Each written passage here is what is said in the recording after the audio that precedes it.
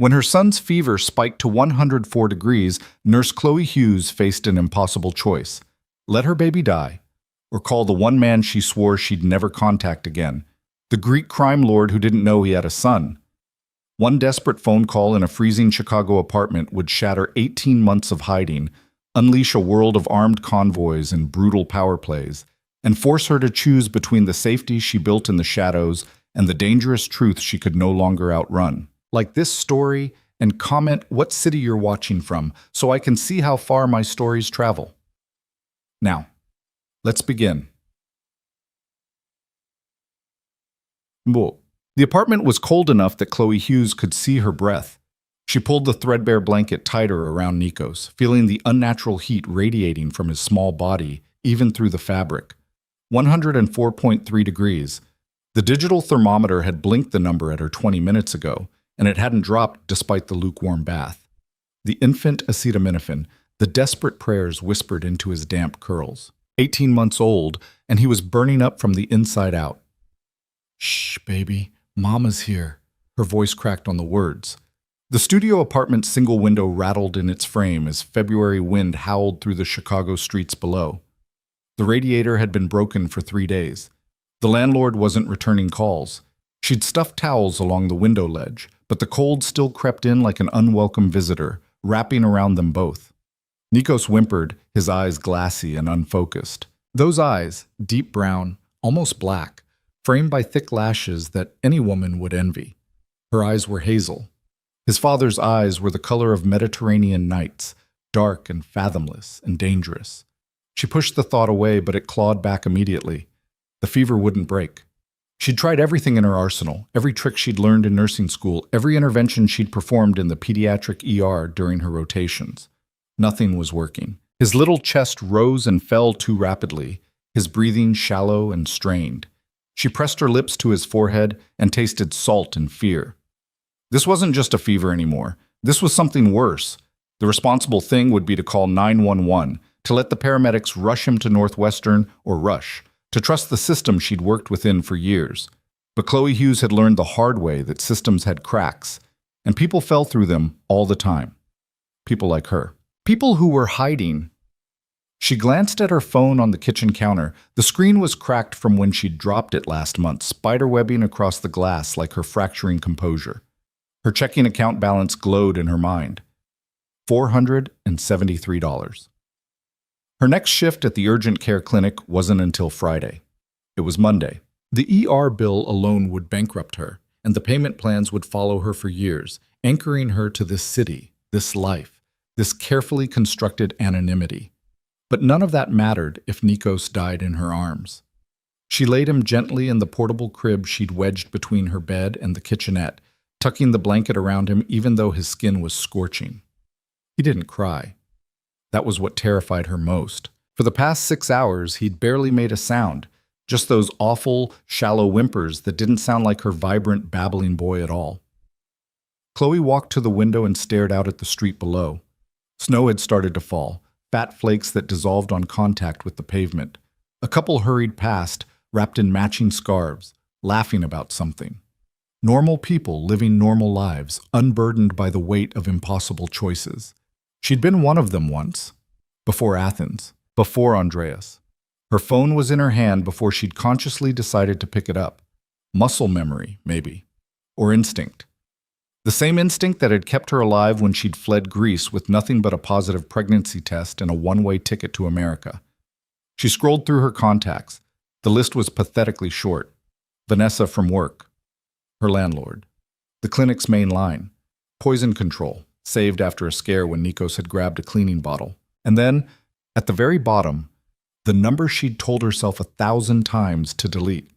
A C. Not his full name, never his full name, even in the privacy of her own phone. As if 2 initials could somehow contain the enormity of Andreas Constantine, as if reducing him to letters could make him less real, less omnipresent, less the gravitational force that had pulled her into his orbit and nearly destroyed her in the process. She'd saved the number 18 months ago, right before she'd boarded the plane at Athens International Airport. Just in case, she'd told herself. Emergencies only. This qualified. Chloe's thumb hovered over the screen. Once she made this call, there would be no going back. Andreas Constantine didn't do half measures. He didn't negotiate. He didn't forgive. And he sure as hell didn't forget. She looked back at Nikos. His lips had taken on a faint blue tinge. Her thumb descended. The line rang once, twice. It was 4 a.m. in Chicago, which meant it was 11 a.m. in Athens. He'd be awake. Andreas never slept past dawn, something about the quiet hours giving him an edge, time to think while his enemies were still unconscious and vulnerable. 3 rings, 4. Maybe he'd changed his number. Maybe this line was dead, disconnected, a ghost of the life she'd left behind. Maybe... Chloe.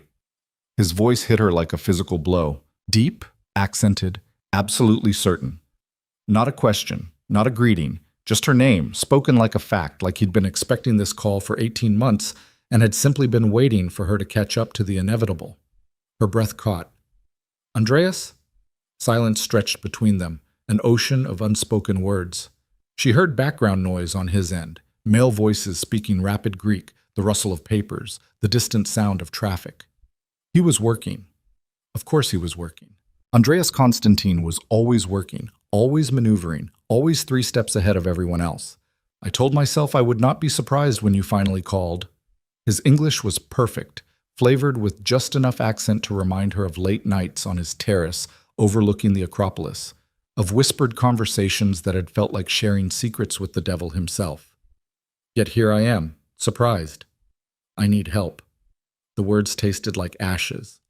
Clearly. A pause. Where are you? Chicago. Still running then?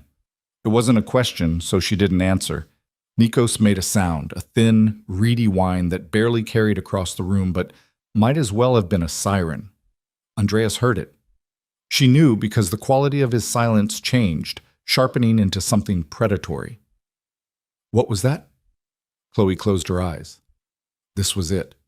The moment she'd fled from, the truth she'd carried for 18 months like a bomb waiting to detonate. My son, he's sick. Your son. Andreas repeated the words slowly, tasting them. How old? She could lie, should lie. But what was the point? He'd know the moment he saw Nikos.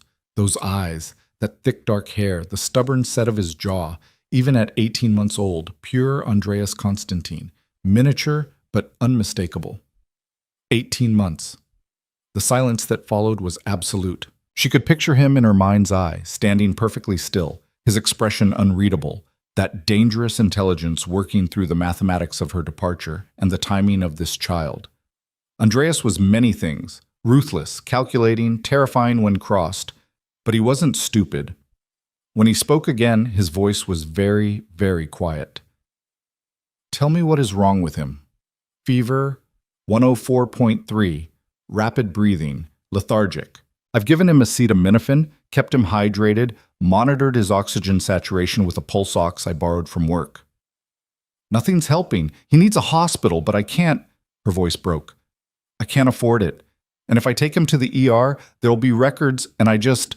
Address. It was a command, not a request. She gave it to him. The words felt like surrender. Do not move. Do not call anyone else. Do not take him anywhere. Each sentence was a bullet. I will handle this. Andreas, you're in Greece. You can't just... I have a plane.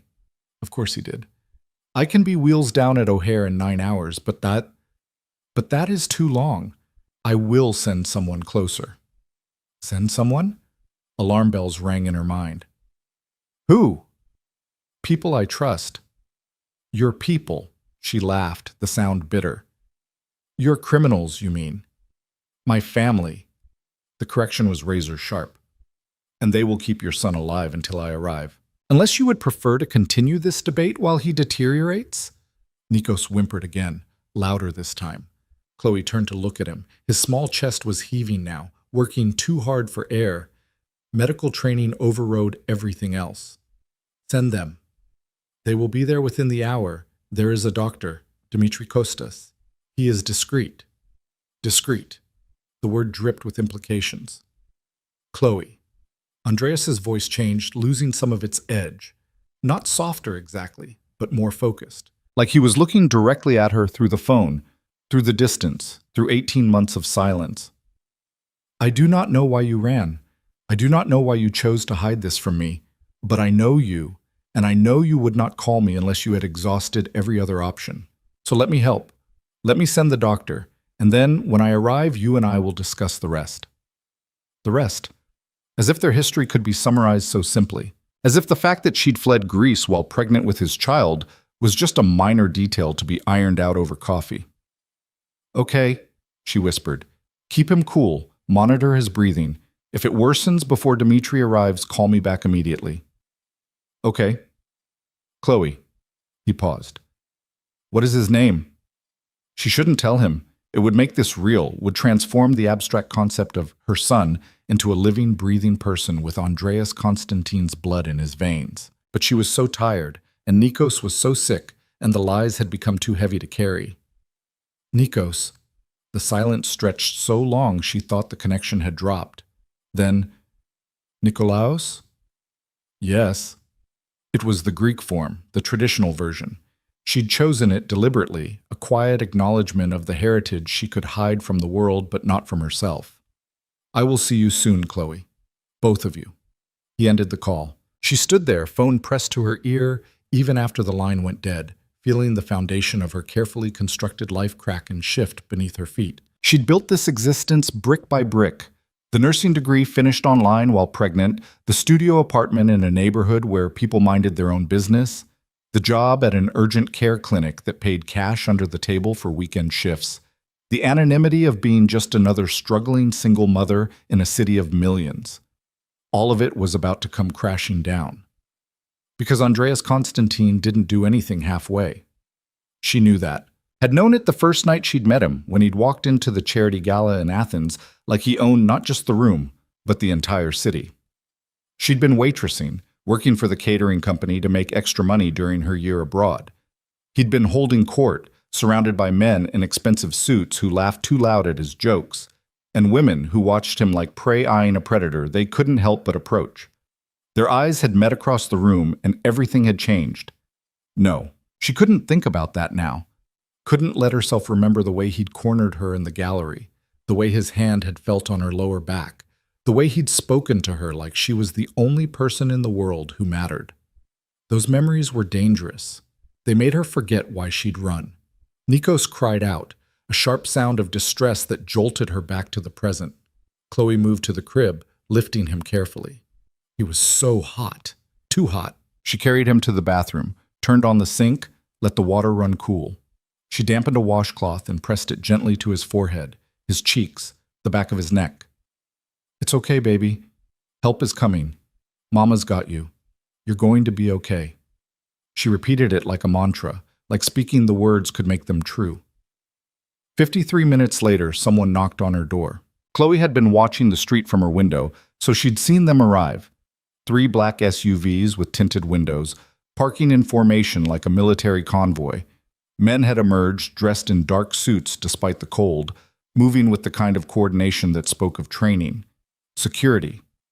Andreas's people. She'd watched one of them, older, carrying a leather bag, approach her building while the others took positions around the perimeter. Watching. Guarding. As if her shabby apartment building in this shabby neighborhood was suddenly Fort Knox. The knock came again, firm but not aggressive.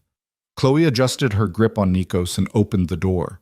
The man on her threshold was in his 60s, gray-haired and compact, with the calm demeanor of someone who'd seen everything and been surprised by none of it. His eyes, sharp and assessing, swept over her and then immediately dropped to Nikos. Ms. Hughes, I am Dr. Dimitri Kostas. Mr. Constantine sent me. His accent was thicker than Andreas's, his English more formal. Chloe stepped back to let him enter. He moved past her into the apartment, and she caught the scent of expensive cologne and antiseptic. May I? He gestured toward Nikos. She should ask for credentials, should demand proof that this man was actually a doctor and not just another criminal in Andreas's vast network. But Nikos was burning up in her arms, and the doctor was already opening his bag, pulling out instruments with the efficiency of long practice. Put him down on the bed, please. Chloe complied. Dr. Kostas washed his hands in her kitchen sink, dried them on a paper towel, and then approached Nikos with the gentle competence of someone who'd been treating children for decades. He checked the boy's temperature. 104. One now, marginally better. Listened to his chest, examined his throat, his ears, palpated his abdomen. Nikos whimpered but didn't fight. He was too exhausted. How long has the fever been this high?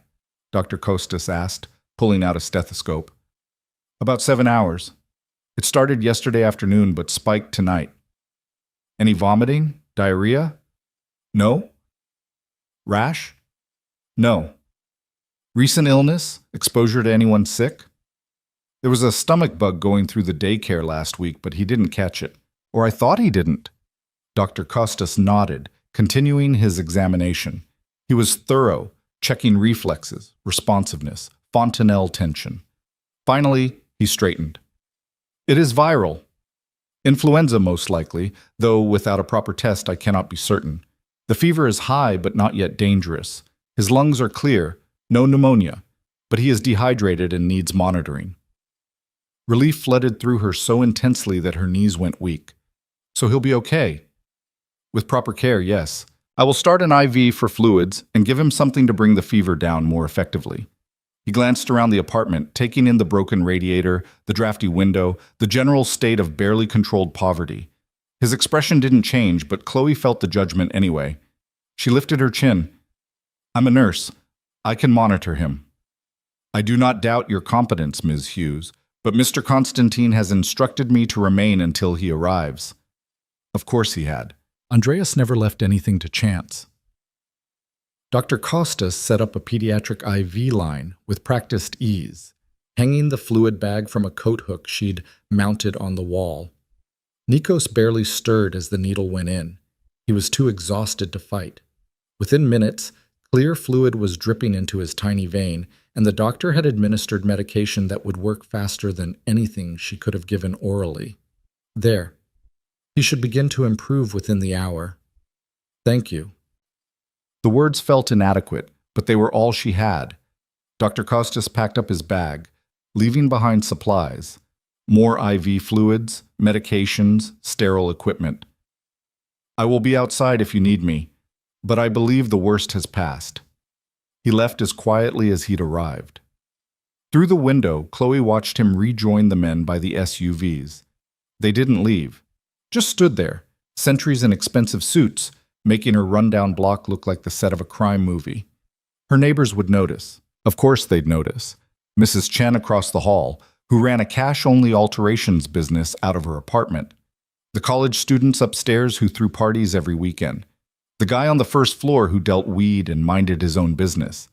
They'd all see the SUVs, the guards, the obvious display of money and power. Her anonymity was already evaporating. Chloe sat beside Nikos, stroking his damp hair. His breathing had already begun to slow, evening out into something more normal. The medication was working. He was going to be okay. But she wasn't. Because Andreas was coming. She tried to imagine the conversation they'd have. Tried to prepare herself for the rage that would follow the revelation that he had a son he'd known nothing about. Andreas Constantine didn't tolerate deception. Didn't forgive betrayal. She'd seen what happened to people who crossed him, hadn't witnessed the violence directly, but she'd heard the whispers, seen the fear in the eyes of men who owed him money or loyalty or both. What would he do to the woman who'd stolen 18 months of fatherhood? The hours crept past. Nikos's fever broke around sunrise, dropping to 100.2. He nursed a bottle, keeping the fluids down. Color returned to his cheeks. By 8 a.m., he was sleeping peacefully, looking like himself again instead of a frighteningly fragile imitation. Chloe hadn't slept, couldn't. She sat by the window watching the street, drinking terrible instant coffee and waiting for the other shoe to drop. It dropped at 10:47 a.m. The SUVs that had been parked outside were joined by others, a convoy that stretched down the block. Sleek, black, expensive vehicles that looked like they belonged to a head of state, not a man who technically didn't exist in any official capacity. Andreas Constantine had no public profile, no Wikipedia page, no social media presence. He was a ghost who moved billions of dollars and controlled half the shipping in the Mediterranean through a network of legitimate businesses and less legitimate arrangements. And he was about to walk into her apartment. Chloe stood, smoothing down her wrinkled scrubs. She was still wearing yesterday's clothes. She caught her reflection in the small mirror by the door. She looked exactly like what she was, exhausted, terrified, backed into a corner with no way out. The knock, when it came, was different from Dr. Costas's. Heavier, more assured. She opened the door. Andreas Constantine stood in her doorway like a dark angel, all 6 feet 3 inches of him, dressed in black slacks and a charcoal coat that probably cost more than her annual rent. His hair was shorter than she remembered, cropped close in a style that emphasized the sharp angles of his face. Those eyes, God, those eyes, locked onto hers with an intensity that stole her breath. He looked exactly the same. No, he looked harder, sharper, like the past 18 months had honed him into an even more dangerous version of himself. Chloe. Her name on his lips was a complete sentence, accusation and greeting and possession all at once. She stepped back. Andreas. He moved into the apartment, and suddenly the space felt impossibly small. He dominated it without trying, his presence too large for the shabby walls. His gaze swept the room, cataloging everything: the broken radiator, the makeshift kitchen, the portable crib where Nico slept. Andreas moved toward the crib like a man drawn by gravity. Chloe's heart hammered. She wanted to stop him, to stand between him and Nikos, to protect her son from the reality that was about to crash down on all of them. But her feet wouldn't move. Andreas looked down at the sleeping child.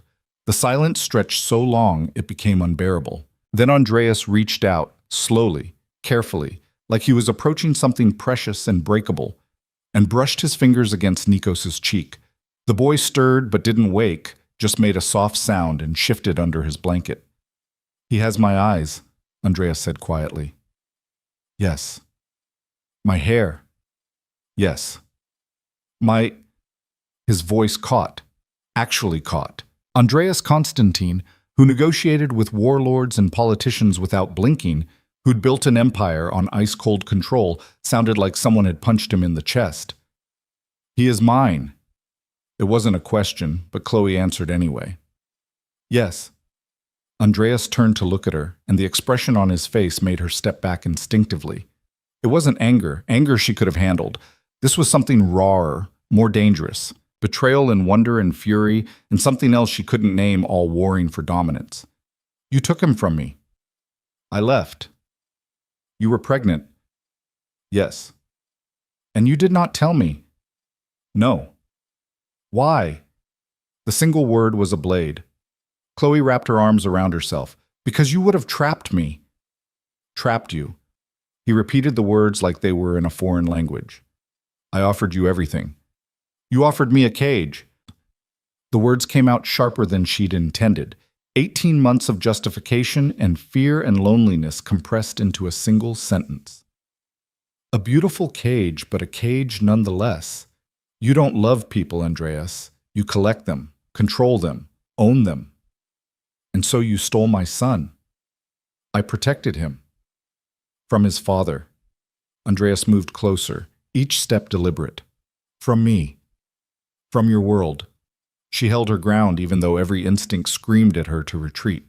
From bullets and bodyguards and enemies who would use a child as leverage. From growing up thinking that power and fear are the same as love. "You think I would not have protected him?" His voice dropped to something lethal. "You think I would have allowed any harm to come to my son? I think you would have suffocated us both." Tears burned behind her eyes, but she refused to let them fall. "I think you would have turned me into a prisoner in a penthouse and him into an heir to an empire built on blood. I think you would have loved him fiercely and ruined him completely, because that's what you do, Andreas. You take beautiful things and you twist them into weapons." He stared at her. "You truly believe that?" "I lived it. You lived 6 months of falling in love with me and then ran before we could build something real." "We were never going to build something real." The words exploded out of her. "You don't do real, Andreas. You do possession, and I wasn't going to raise my son in that." "Our son." He bit off each word. "Nikolaos is our son, Chloe. Not yours alone. And you had no right to make that choice without me." He was right. She knew he was right, but she'd made the choice anyway, and she'd live with it. "I know," she said quietly. Andreas looked like he wanted to argue more, to tear apart her reasoning with the surgical precision he applied to everything. But then Nikos stirred, making a small sound of waking. Both of them froze. The boy's eyes opened, those dark, dark eyes that were pure Andreas, and he looked around with the confused expression of a child waking in the middle of the day. His gaze landed on Chloe first, and he smiled, reaching for her. "Mama." She moved to the crib, lifting him carefully. The IV had been removed hours ago, and his fever was gone. He looked like himself again, healthy, alert, beautiful. "Hi, baby. How do you feel?" Nikos pressed his face against her shoulder, then turned his head to peer at the stranger in the room. Andreas hadn't moved, hadn't spoken. He was staring at Nikos like a man witnessing a miracle and a catastrophe simultaneously. The boy studied him with a toddler's frank curiosity, taking in the dark clothes, the sharp features, the intense focus. Then he smiled, that wide, gap-toothed grin that could light up a room, and reached out one small hand toward Andreas.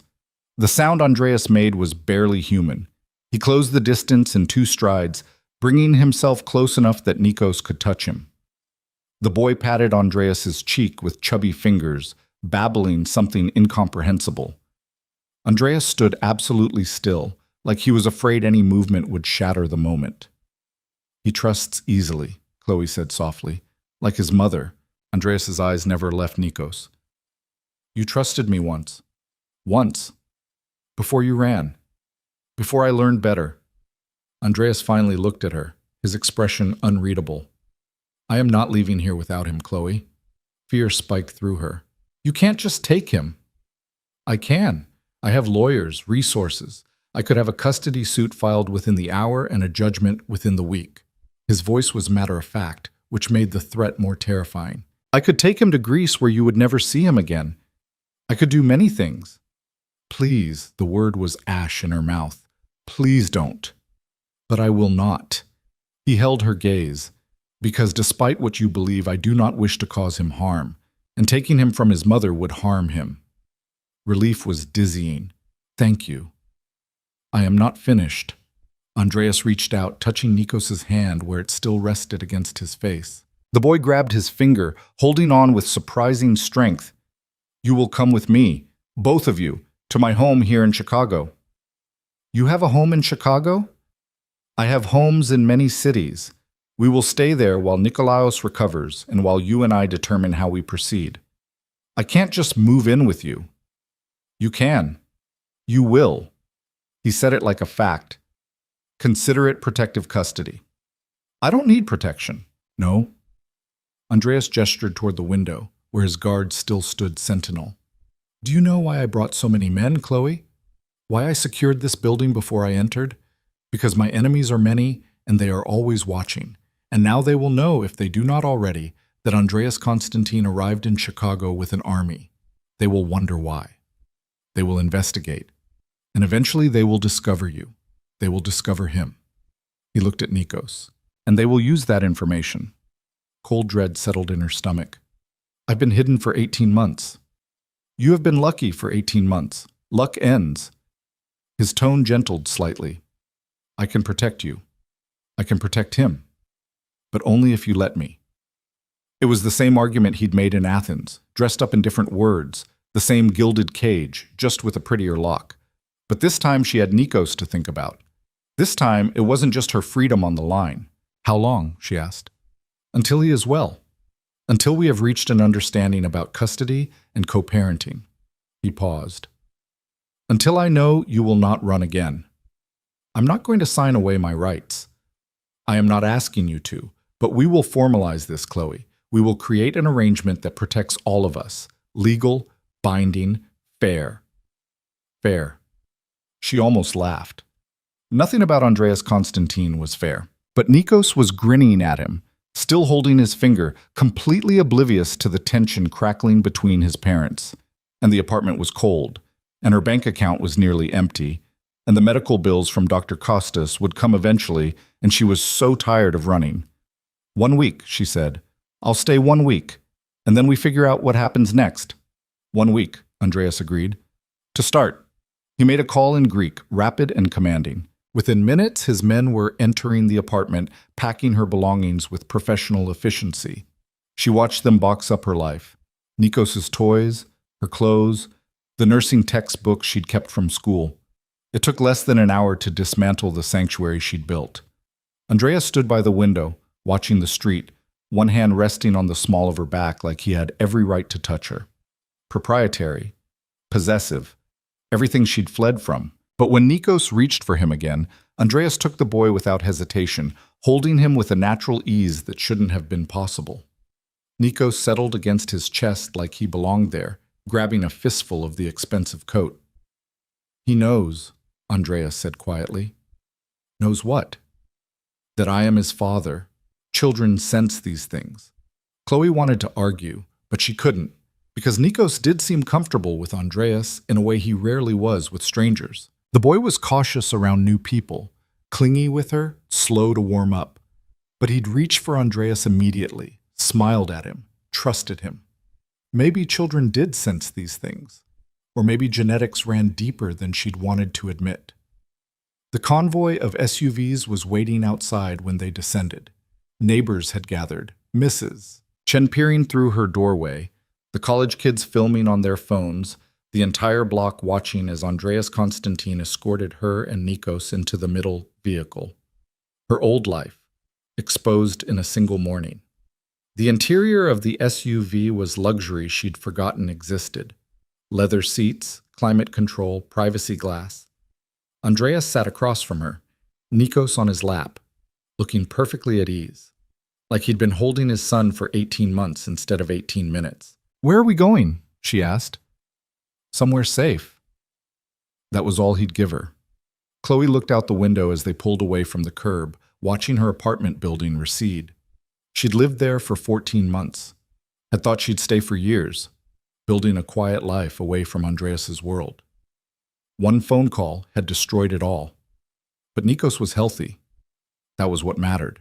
Her son was healthy, and she'd do whatever it took to keep him that way, even if it meant walking back into the arms of the man she'd spent 18 months running from. Andreas caught her looking at him. "You did the right thing," he said, "calling me." "Did I?" "He is alive. That makes it right."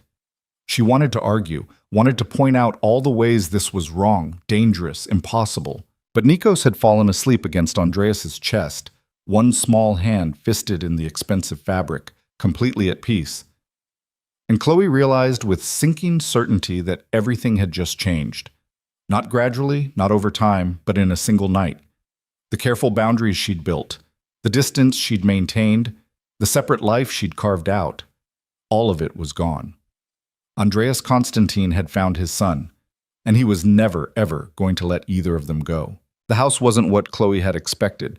She'd braced herself for something ostentatious, marble columns, gold fixtures, the kind of aggressive wealth that screamed rather than whispered.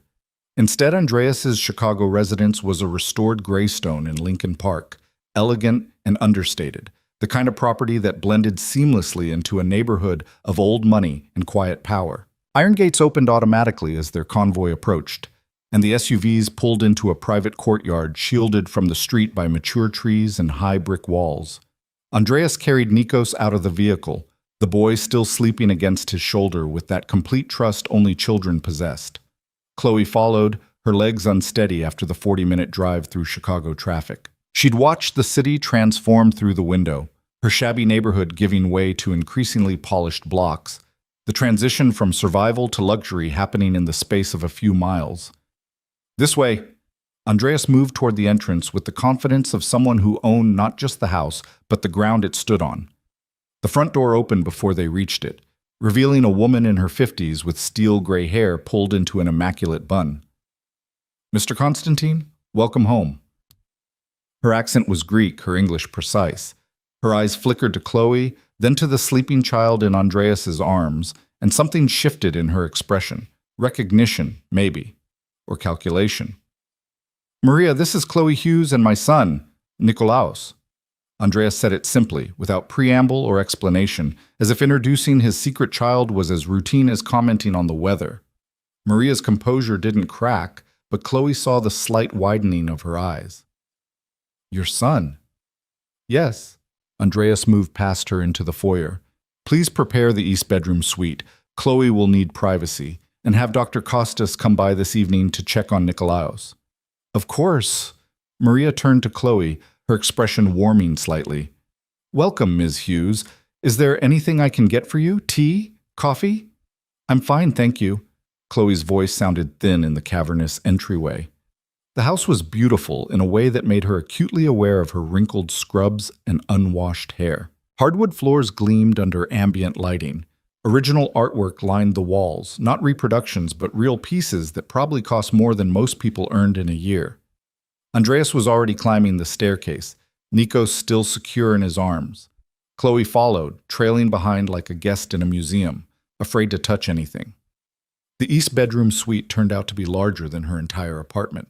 Floor-to-ceiling windows overlooked a private garden. The furniture was modern but warm. A king-sized bed with crisp white linens, a sitting area with a velvet sofa, a door that led to what she assumed was the bathroom. Andreas moved through an adjoining door into a second room, this one clearly meant to be a nursery or child's bedroom. He laid Nikos carefully on the bed, adjusting pillows around him to prevent rolling. The boy stirred but didn't wake, just sighed and settled deeper into sleep. For a long moment, Andreas simply stood there, looking down at his son. Chloe watched from the doorway, unable to move, unable to look away from the expression on his face. She'd seen Andreas negotiate million-dollar deals without blinking. She'd seen him dismiss men with a single glance. She'd never seen him look vulnerable before. He is perfect, Andreas said quietly. Yes. You did well, raising him alone. The unexpected praise made her throat tight. I did what I had to do. You should not have had to do it alone. He turned to face her, and the vulnerability was gone, replaced by something harder. But that is my fault, as much as yours. Your fault? I made you afraid. He said it plainly, without defensiveness. In Athens, I moved too fast, pushed too hard. I saw what I wanted and I took it without asking if you wanted the same thing. Chloe stared at him. Are you actually admitting you were wrong? I am admitting I made tactical errors. A slight smile ghosted across his mouth.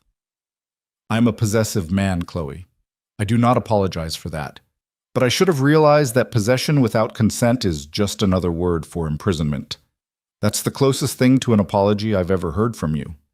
Then treasure it. You will likely not hear another. He moved toward her, each step deliberate. But I want you to understand something. What happened in Athens, the way I claimed you, the way I wanted to keep you, that has not changed. I still want those things. I still want you. Her breath caught. Andreas, but I have learned patience. He stopped directly in front of her, close enough that she could smell his cologne, that familiar scent of cedar and something darker. I will not force you into my life. I will not trap you. But I will not let you run again either. We will find a balance, for his sake. He glanced back at Nikos. And perhaps, eventually, for ours. There is no ours. The words came out weaker than she'd intended. No? Andreas reached out, tucking a strand of hair behind her ear. The touch was gentle, almost tender, and it sent electricity racing down her spine. Then why did you keep my number all these months? Why did you name him Nikolaos? Why did you call me when you had nowhere else to turn? Because you were the only person with the resources to help. Liar. His thumb brushed her cheekbone. You called me because some part of you has always known that you belong to me, just as I belong to you, just as our son binds us together in ways that cannot be undone. Belonging isn't love, Andreas. No, but it is a start. He dropped his hand, stepping back. Get some rest. Shower. Maria will bring you clothes. I will watch Nikolaos. I can watch my own son, our son, and I have 18 months to make up for. His tone brooked no argument. Let me begin now. Chloe wanted to fight, wanted to establish boundaries, to prove she wasn't going to be swept into his orbit again. But exhaustion was pulling at her bones, and the thought of a hot shower in what was undoubtedly a spectacular bathroom was too tempting to resist. Fine. 1 hour. Take 2.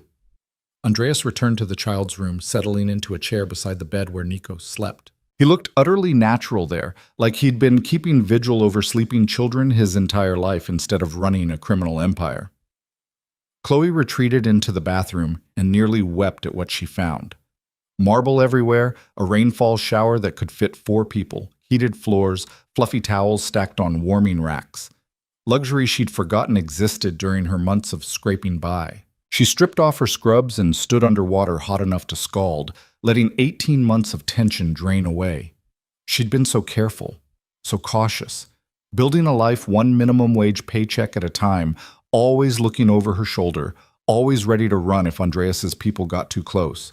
And then Nikos had gotten sick, and all her careful planning had crumbled in the face of maternal terror. When she finally emerged, wrapped in a robe that was softer than anything she'd worn in a year, she found clothes laid out on the bed. Designer labels, perfectly sized, in styles she would have chosen for herself. Either Maria was exceptionally good at her job, or Andreas had remembered exactly what Chloe liked to wear. She suspected it was the latter. She dressed in black leggings and a cashmere sweater that felt like a cloud against her skin, then padded barefoot back to the child's room. Andreas was exactly where she'd left him, but now he was reading from his phone in Greek, his voice a low murmur. Nikos had turned toward the sound, still sleeping but clearly comforted by it. "Greek lullabies?" she asked from the doorway. "Business reports." Andreas didn't look up. "But he seems to find them soothing." Despite everything, Chloe smiled. "He's used to me reading nursing journals out loud while he plays. I think he just likes voices. He will learn Greek properly. He'll learn whatever he wants to learn. He is a Constantine. He will know his heritage." Andreas finally looked at her, his gaze sweeping over her appearance. "You look better. I feel almost human again. Come, sit." He gestured to a second chair that had been brought in. "We should talk." Chloe sat, maintaining careful distance between them. "About what?" "Everything." Andreas set his phone aside. "But we will start with the practical matters. You cannot go back to your apartment. I figured as much. You will stay here. I have security that cannot be breached, protection that extends beyond these walls. Nikolaos will be safe." "And what about my job? My life?" "What life, Chloe?" He said it gently, but the words still stung. "You were working illegal shifts at an urgent care clinic for cash under the table. You were living in an apartment with a broken radiator that you could barely afford. You had no friends, no support system, no safety net. That is not a life. That is survival. Was my survival. My choice. And you chose poorly." He held up a hand before she could argue. "I understand why. I understand you were afraid. But poverty does not equal freedom, and struggling alone does not make you strong. It just makes you tired." "So what? I'm supposed to let you fix everything? Let you pay for everything?" "Yes." He said it simply. "I am obscenely wealthy, Chloe. I have more money than I could spend in 10 lifetimes. Let me use it to make your life easier, to make his life better." "In exchange for what?" "Access." Andreas looked at Nikos. "I want to know my son. I want to be present in his life, not as a stranger who sends money, but as his father." "You live in Greece?" "I live everywhere. I have homes in Athens, London, New York, here. I travel constantly for business, but I will make time. I will rearrange my schedule. I will be present." He met her eyes. "I give you my word." "Your word." She wanted to scoff, but there was something in his expression that stopped her. "And what happens when your world comes crashing in? When your enemies decide Nikos is a target? Then I will destroy them." He said it matter-of-factly, like discussing the weather. "Completely, without mercy. Anyone who threatens what is mine learns very quickly to regret it." "That's not reassuring, Andreas. That's terrifying." "Good. It should be. Because I need you to understand the reality of who I am." He leaned forward, elbows on his knees. "I am not a good man, Chloe. I have done things that would horrify you. I operate in shadows and gray areas. I make deals with people you would cross the street to avoid. But I protect what is mine with absolute ruthlessness. And Nikolaos is mine, as are you. I'm not yours. You are the mother of my son. That makes you mine in every way that matters. His voice dropped. But more than that, you are the woman I let slip away once. I will not make that mistake again. This isn't Athens. You can't just declare ownership and expect me to comply. No, but I can make you an offer. Andreas sat back. Live here. Let me provide for you and Nikolaos. In exchange, I want shared custody. Legal, formal, binding. When I am in Chicago, I see him.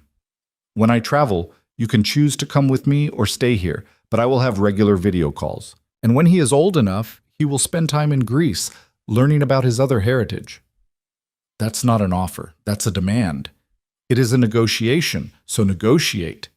He spread his hands. What do you want, Chloe? Name it. She stared at him. You're serious. Completely. You want independence? I will give you access to funds, not controlled by me, in your own name. You want education? I will pay for you to finish any degree you want. You want space? This house is large enough that we can live separate lives under the same roof. Tell me what you need, and I will provide it. But I will not be shut out of my son's life. That is non-negotiable. Chloe's mind raced. This was Andreas Constantine at his most dangerous. Not angry, not threatening, but coldly logical. Presenting options that looked like freedom, but were really just longer leashes. And yet, what choice did she have?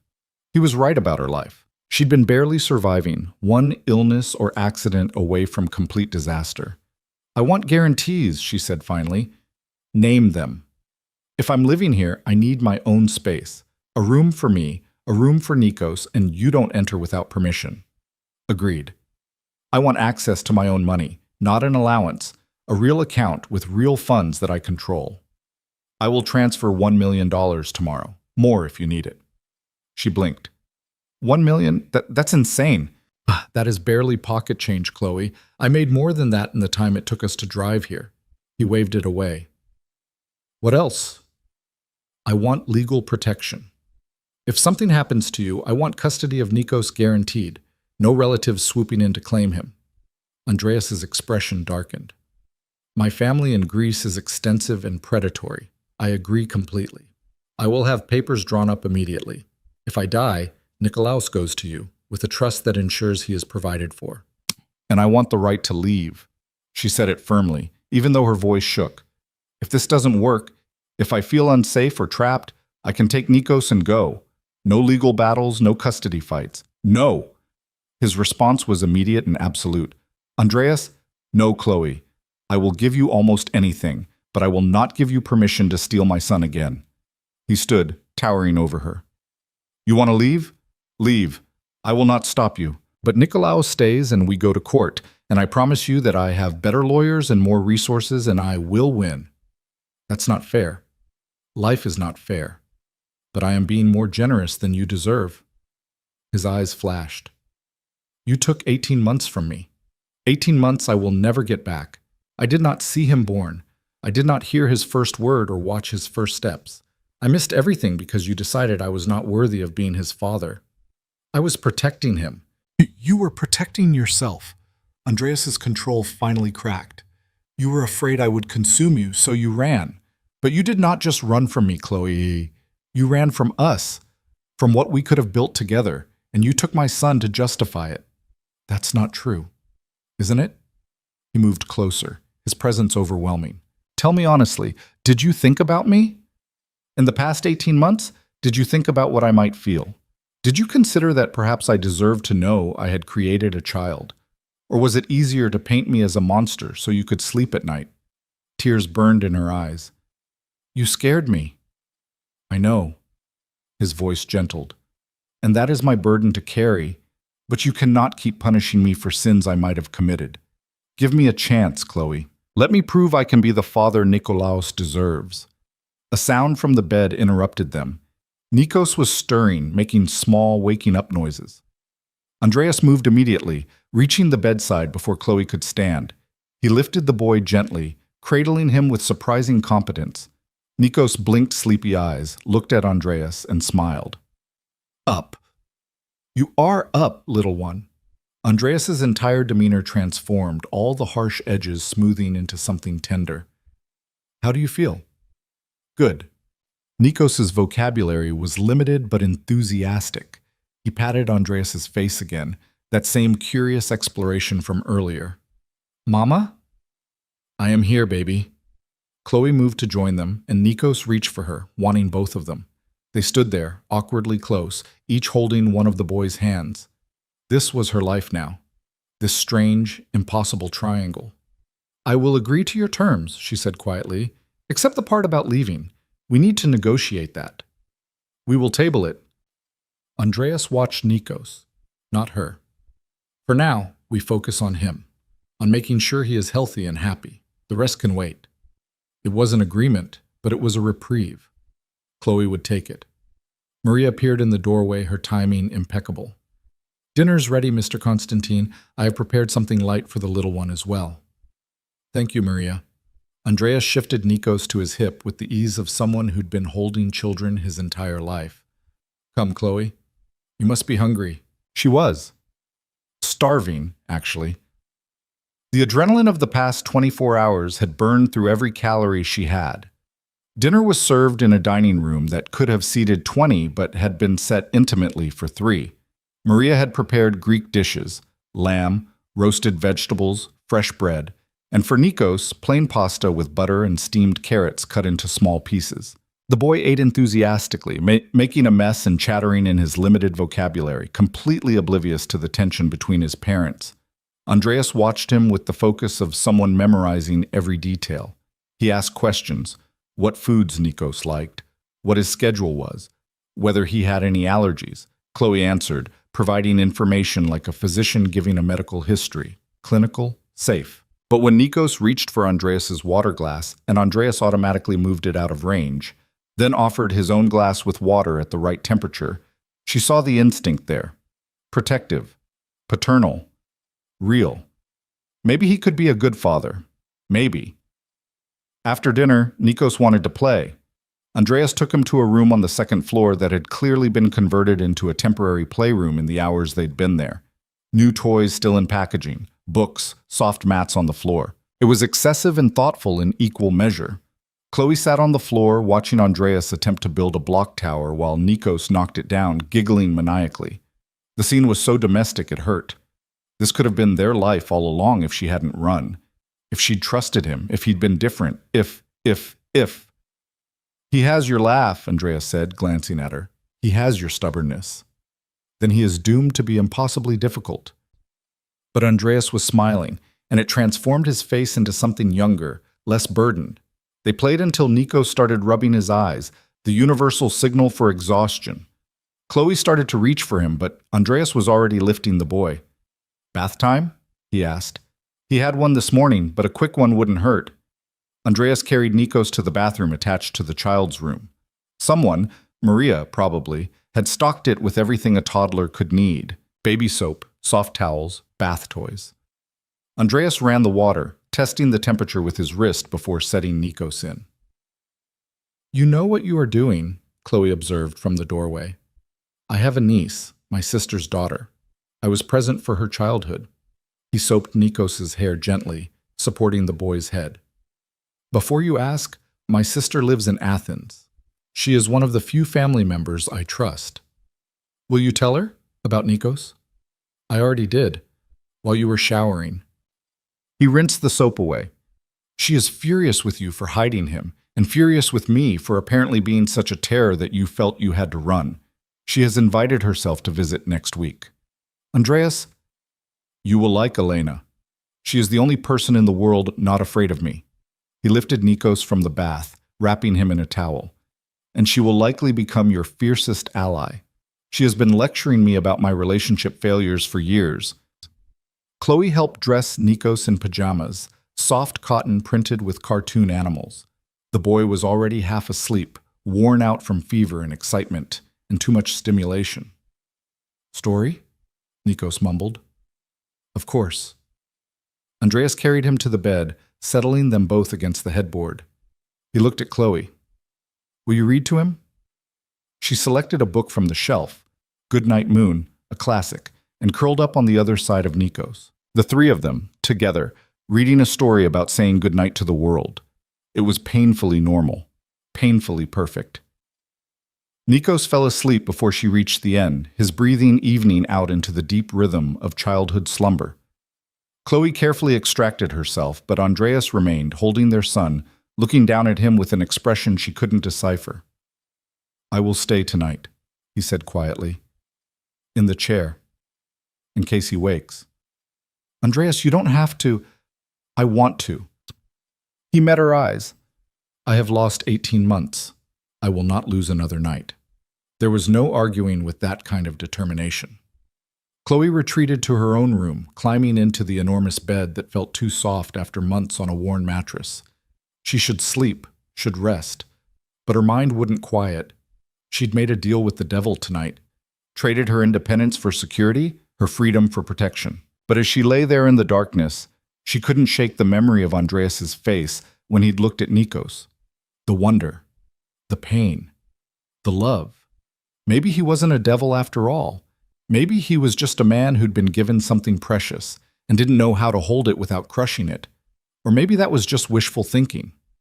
Chloe closed her eyes, but sleep was a long time coming. And when it finally arrived, she dreamed of Athens, of moonlight on marble, of strong hands and dangerous promises, of a life she'd almost lived before fear had driven her away. In the room next door, Andreas sat vigil over his sleeping son, memorizing every feature, every breath, every small movement.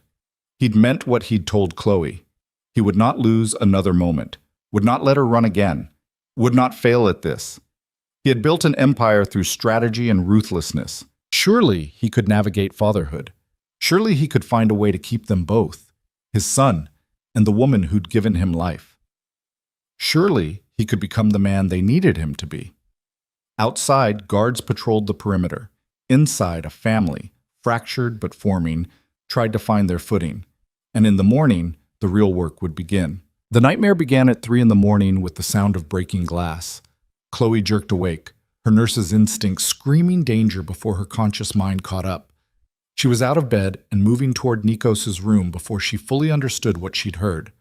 The hallway was dark, but she knew the layout well enough now to navigate without light. She'd nearly reached the door when Andreas emerged from the shadows, moving with lethal silence. He was dressed in black, a gun in his hand that he'd produced from somewhere. His entire demeanor transformed from the gentle father of hours ago into something far more dangerous. "Stay here," he commanded, his voice barely a whisper. "Like hell, that's my son in there." "Our son, and he is safe." The glass was downstairs. Andreas pressed something into her hand. Her phone's like, "Lock yourself in his room. If anyone comes through that door who is not me or one of my men, you call the number I am texting you right now, and you do not stop screaming." "Andreas, what's happening?" "Someone breached the perimeter." His expression was granite. "Stay with Nikolaos." He was gone before she could argue, moving down the hallway with the fluid grace of someone trained for violence. Chloe pushed into Nikos's room, her heart hammering. The boy was still asleep, oblivious to the danger. She locked the door, dragged a heavy chair in front of it, and positioned herself between the entrance and the crib. Her phone buzzed. The number Andreas had sent was marked emergency with a Greek flag emoji. She kept it ready, her thumb hovering over the call button. Downstairs, she heard voices, sharp, male, speaking rapid Greek. Then a sound like furniture overturning. A shout. The unmistakable crack of gunfire. Nico stirred, whimpering. Chloe moved to him immediately, lifting him from the crib and retreating to the walk-in closet. She pulled the door nearly closed, leaving just enough gap to see the bedroom entrance, and held her son close. "Shh, baby, Mama's got you. Everything's okay." The lies tasted bitter, but Nico settled against her, his fever-warm body trusting and pliant. More shots. Closer now. Chloe's medical training cataloged every sound, the difference between shots fired and shots hitting their target, the timbre of male voices in pain versus anger. She counted seconds, then minutes, her entire world narrowing to the weight of her son in her arms and the terrible silence that followed violence. Then footsteps in the hallway. Heavy, purposeful, multiple people. Chloe's thumb pressed down on the emergency number, ready to call, when Andreas's voice cut through the door. "Chloe, it is me. Unlock the door." She didn't move. Couldn't. Because what if it wasn't him? What if someone had forced him to say those words? Chloe, his voice gentled. I know you are frightened, but I need you to trust me. Nikolaos needs to see that I am unharmed, or he will be afraid. That decided it. She emerged from the closet, Nikos clutched against her chest, and approached the door. Are you alone? No, I have 4 of my men with me, but they will not enter if you do not wish it. She moved the chair, unlocked the door, opened it a crack. Andreas stood there, exactly as he'd promised, flanked by 4 men in tactical gear. There was blood on his knuckles, not his own, she thought, and his expression was carved from ice. Are you hurt? She asked. No. He looked past her to Nikos, who was now awake and staring with wide eyes. Is he? He's fine. Scared, but fine. She opened the door wider. What happened? Later, first we move. Andreas gestured to his men. They will escort you to the safe room. I'm not going anywhere until you tell me what's happening. Chloe planted her feet. Someone just shot up your house with our son inside. I deserve to know why. Andreas studied her for a long moment, then dismissed his men with a curt gesture in Greek. They withdrew, leaving the 3 of them alone in the hallway. He ran a hand through his hair, the first sign of agitation she'd seen. His name is Kostas Papadakis. He runs operations out of New York and has been trying to expand into Chicago for years. I've been blocking him. Andreas's jaw tightened. He found out about you. About Nikolaos. This was a message. Ice flooded Chloe's veins. A message. A warning. He is telling me that he can reach my family, that he knows my weakness now. Andreas looked at Nikos, something terrible and tender crossing his face. He is telling me to negotiate. So negotiate. The words came out sharper than intended. Give him what he wants. It is not that simple. Make it that simple. Chloe shifted Nikos to her other hip. The boy had buried his face against her neck, his small body trembling. I don't care about your territory or your empire or whatever this is about. I care about keeping him safe. As do I, which is why I cannot simply concede to Papadakis. Andreas stepped closer, his voice dropping. If I show weakness, if I negotiate from a position of fear, every enemy I have will know they can manipulate me by threatening what I love. It will never end, Chloe. The attacks will continue until either I am destroyed or I destroy them all. That's insane. That is my world. He said it without apology. And now it is yours as well. Because the moment Papadakis discovered Nikolaos, you both became targets. Moving you somewhere else will not help. He will find you. Hiding will not work. He has resources. The only solution is to end this, permanently. Chloe's stomach turned. You mean kill him? I mean neutralize the threat by whatever means necessary. Andreas reached out, touching Nikos's back with surprising gentleness. I will not lose my son to my enemy's ambitions. I will burn the world before I allow that. You're talking about murder. I'm talking about protection, about ensuring that when Nikolaos grows up, he does not have to fear men like Papadakis. Andreas's eyes met hers. You wanted honesty? Here it is. I have killed before. I will kill again if necessary, and I will not apologize for doing whatever it takes to keep you both safe. Nikos lifted his head, looking between them with confused eyes. Mama sad? Chloe forced a smile, stroking his hair. No, baby, Mama's just tired. Down. He wriggled, wanting to be put down, but she held on tighter. Andreas made a soft sound, then held out his arms. Come here, little one. Let Mama rest her arms. To Chloe's surprise, Nikos reached for him immediately. Andreas took the boy, settling him against his chest, and Nikos relaxed instantly, trusting this near stranger in a way that should have been impossible. He knows you, Chloe said quietly. Children are wiser than adults. They see what is real, not what they fear. Andreas carried Nikos toward the window, keeping well back from the glass. Look, Nikolaos, the sun will rise soon. Do you see the sky changing? It was true. The blackness was fading to deep blue, dawn approaching. Nikos watched with the fascination only small children could muster for everyday miracles. I need to move you both, Andreas said, not looking away from the window. Not far, but somewhere more secure while I handle Papadakis. Where? I have a compound north of the city. Technically a estate, but built like a fortress. 24-hour security, controlled access, safe room that could withstand a siege. He glanced at her. You will hate it. Why? Because it is exactly the kind of gilded cage you accused me of building in Athens. His smile was grim. But it is necessary, just until this is resolved. Chloe wanted to argue, wanted to insist there had to be another way. But she kept seeing the fear in Nikos's eyes when the gunshots had echoed through the house, kept imagining what would have happened if Andreas's security had failed, if Papadakis's men had reached them. How long? She asked. A week, maybe less if I can force a meeting sooner. And then what? You kill him and move on to the next enemy? If necessary. Andreas turned to face her fully. I will not lie to you, Chloe. This is what my life is. This is what being with me means. Danger and violence and threats that never completely disappear. If you cannot accept that, if you cannot live with it, then I will provide you protection elsewhere. I will ensure you and Nikolaos are safe, but I will not change who I am. I'm not asking you to change. Are you not? He tilted his head. You fled Athens because you were afraid of my world. Now that world has found you anyway, so I'm asking, truly asking, can you accept it? Can you stay? Nikos was playing with Andreas's collar, babbling softly to himself, completely unaware of the weight of the conversation happening around him. Chloe looked at her son, at the man holding him, at the impossible situation she'd found herself in. I don't have a choice, she said finally. You always have a choice. Not really. Because if I leave, you'll fight me for custody, and even if I won, Papadakis would still come after us. You said it yourself, hiding won't work. She crossed her arms. So, yes, I'll go to your fortress.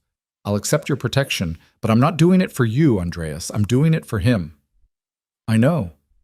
He didn't look offended. And I am grateful nonetheless. They packed what little they'd brought, though Maria assured them everything they needed would be at the estate. The convoy that assembled in the courtyard was even larger than before, 8 SUVs, all black, all armored. Andreas placed them in the center vehicle, surrounded on all sides by his people. The drive took an hour, heading northwest through Chicago's suburbs and then beyond, into areas where estates sprawled across acres, and neighbors were measured in miles rather than feet.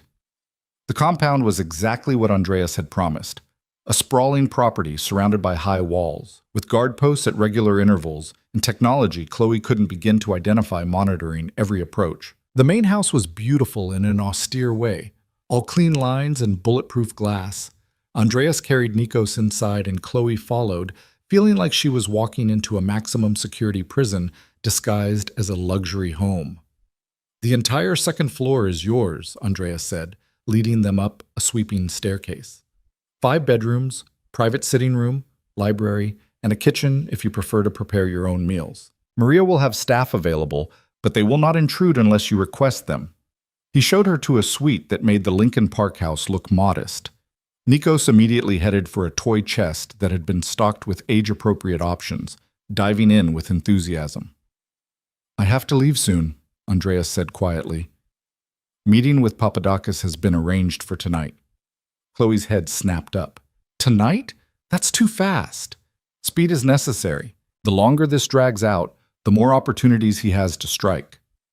Andreas moved closer, his presence overwhelming in the large space. I will end this, Chloe. I promise you. What if you can't? What if he's stronger than you think? Then I will die trying to protect my family. He said it simply without drama. But I do not intend to die. I am very good at what I do. This isn't a negotiation, is it? You're going there to kill him. Andreas was silent for a long moment.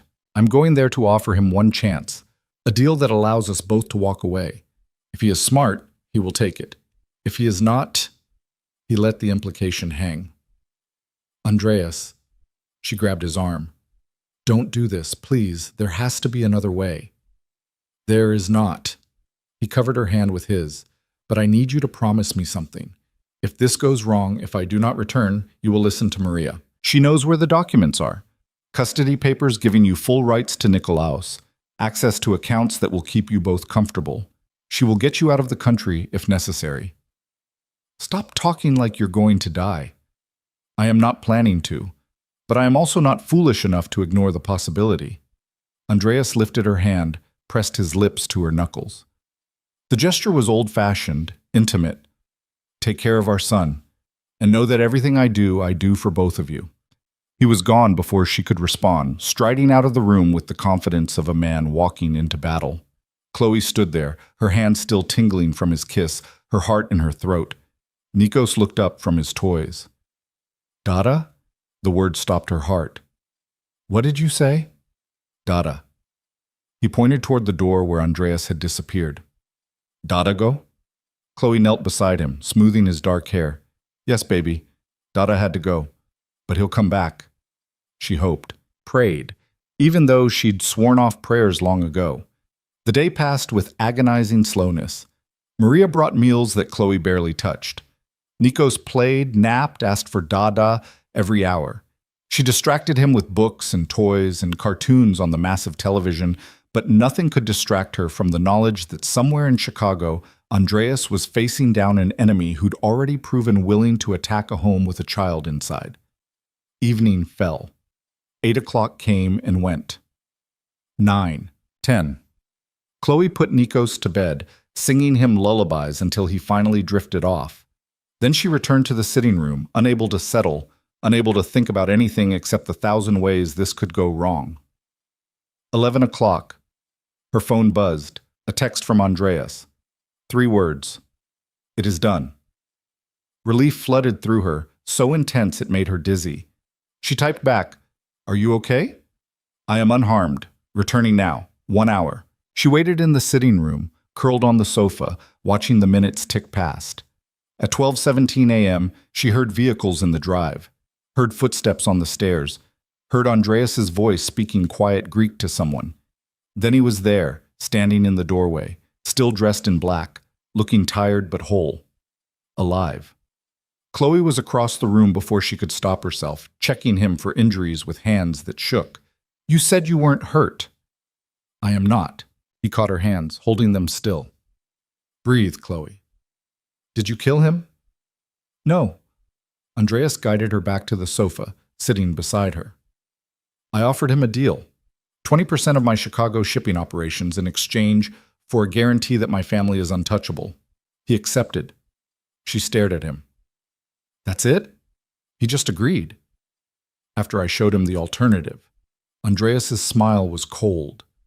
I had detailed information on his operations, names, locations, financial records.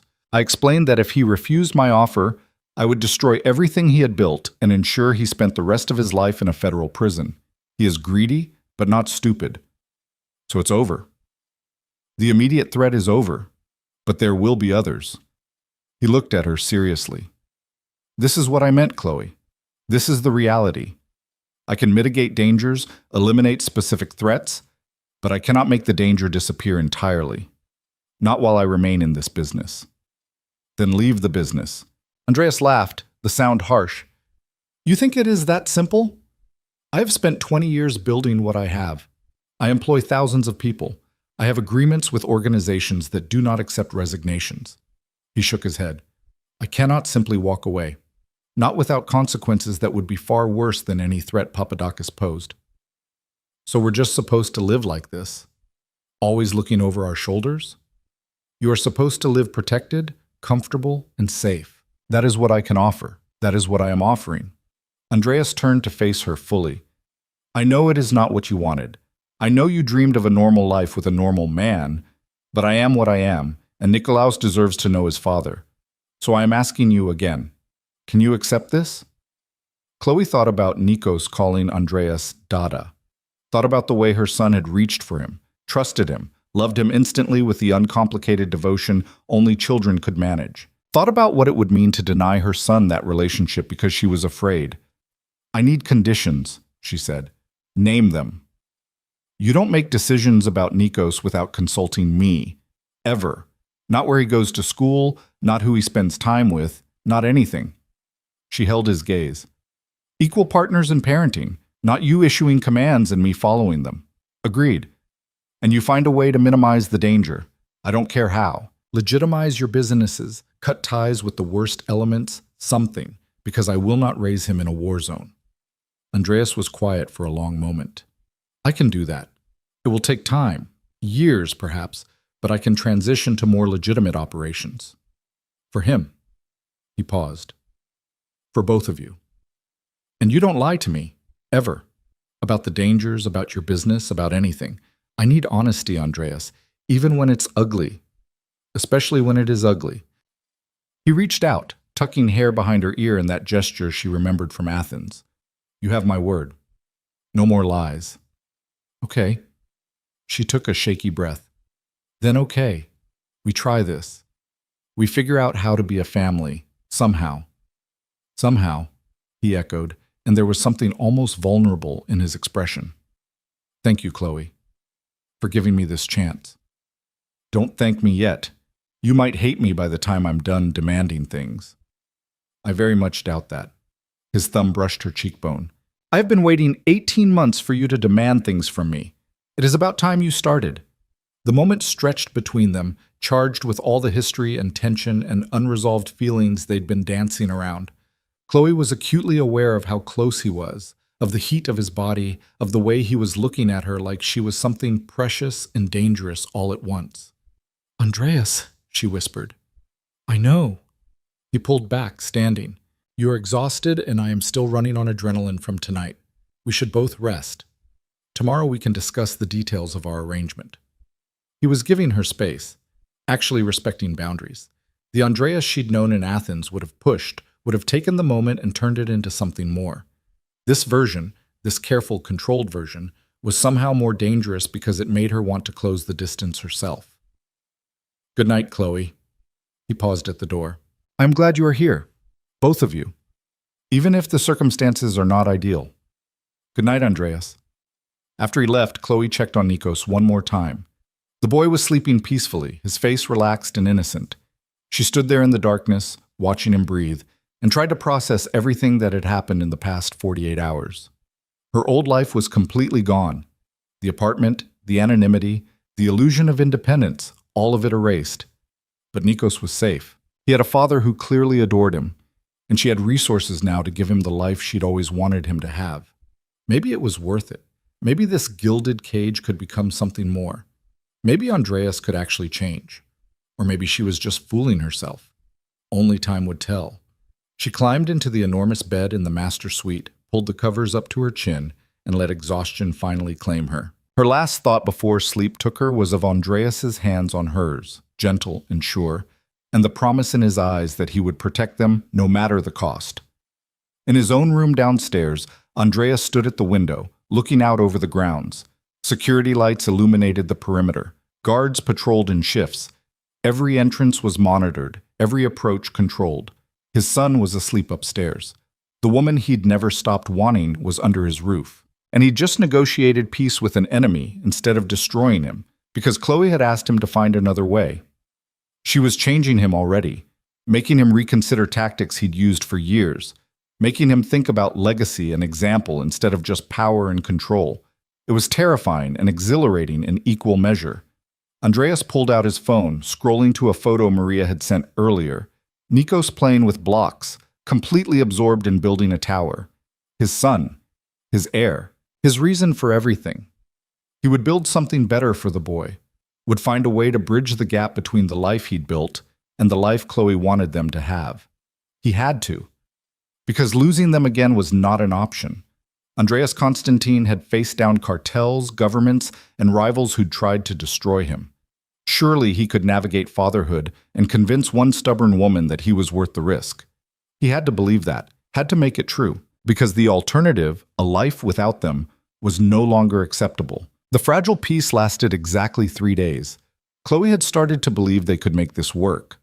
Andreas had been attentive but not suffocating, spending hours playing with Nikos, teaching him Greek words, reading to him in that deep voice that made the boy's eyes light up. They'd established a rhythm, breakfast together, mornings where Andreas worked from home while she and Nikos explored the estate, afternoons in the private library where Nikos napped, and she actually had conversations with Andreas that didn't revolve around threats or custody. It felt almost normal, almost like a real family. Then Kostas Papadakis was found dead in his Manhattan penthouse, and everything went to hell. Chloe was reading to Nikos in the library when Andreas appeared in the doorway, his phone pressed to his ear, his expression carved from stone. He was speaking rapid Greek, his tone clipped and dangerous. She recognized that mode, Business Andreas, the version of him that ran an empire and destroyed obstacles. He ended the call, looking at her with eyes that held too many calculations. "What happened?" she asked, even though she wasn't sure she wanted to know. "Papadakis is dead, shot 3 times in his own home, his security disabled, his safe emptied." Andreas moved into the room, his movements controlled but tense. It was made to look professional, clean. Chloe's stomach dropped. "You said you made a deal with him." "I did." "Then who killed him?" That is the question everyone is asking. Andreas crouched beside Nikos, who immediately abandoned his book to climb into his father's lap. "And unfortunately, I am the most obvious suspect." "But you didn't do it." "No, but I am one of perhaps 5 people with the resources and motivation to have him killed." He stroked Nikos's hair absently, his mind clearly working through scenarios. "The timing is deliberate. Someone wants it to look like I violated our agreement. Why would someone do that? To start a war." Andreas looked at her over their son's head. "If Papadakis' organization believes I killed him, they will retaliate. If my people believe they are being framed, they will strike preemptively. Either way, violence erupts, and someone benefits from the chaos." Chloe felt ice spreading through her veins. "So what do we do?" "We prove I did not do it, and we find who did." He stood, lifting Nikos with him. "But first, I need to move you both again. The compound is secure, but if this escalates, no." Chloe stood as well, facing him. "No more running. No more hiding Nikos in a fortress while you go handle things. If we're doing this, if we're really trying to be a family, then we do it together." "Chloe, this is not a game. If Papadakis' people think I killed him, then convince them you didn't." She lifted her chin. "You said you wanted honesty. You said we'd be partners in parenting. Well, I'm saying our son doesn't need to grow up thinking his father's solution to every problem is to hide him away like a dirty secret. He needs to see you handle this, needs to see you fix it without violence." Andreas stared at her like she'd suggested he walk naked through Times Square. "You want me to bring you into a meeting with people who may very well try to kill me. I want you to show them you have a family, that you have something to lose, that you're not just some ruthless criminal who'd break an agreement 3 days after making it." Chloe moved closer. "Use us, Andreas. Not as leverage, but as proof that you've changed, that you're trying to build something legitimate. That is possibly the worst tactical advice I have ever received. Or the best." She held his gaze. "Because right now they see you as a threat. Show them you're a father first. Show them you kept your word because you're building something worth protecting." Andreas was silent for a long moment, Nikos babbling happily in his arms, completely oblivious to the tension. Then something shifted in his expression, calculation giving way to something that looked almost like wonder. "You are either brilliant or insane," he said quietly. "Probably both." Chloe reached out, touching Nikos's hand. "But I'm right, and you know it. Your world operates on power and fear. Show them something different. Show them you have more to lose than they do. If this goes wrong, then we face it together, as a family." She forced strength into her voice she didn't entirely feel. "Isn't that what you wanted? For us to be a real family?" "Yes, but not at the risk of your safety. Everything about your life is a risk to our safety, Andreas. At least this way, we're choosing to face it instead of hiding from it." Chloe straightened her shoulders. "When's the meeting?" "Tonight, 8 o'clock. A warehouse in the industrial district." He shifted Nikos to his other arm. "It is neutral territory. Papadakis' second-in-command, a man named Demetrios, has agreed to hear me out before making any decisions about retaliation." "Then we'll go together."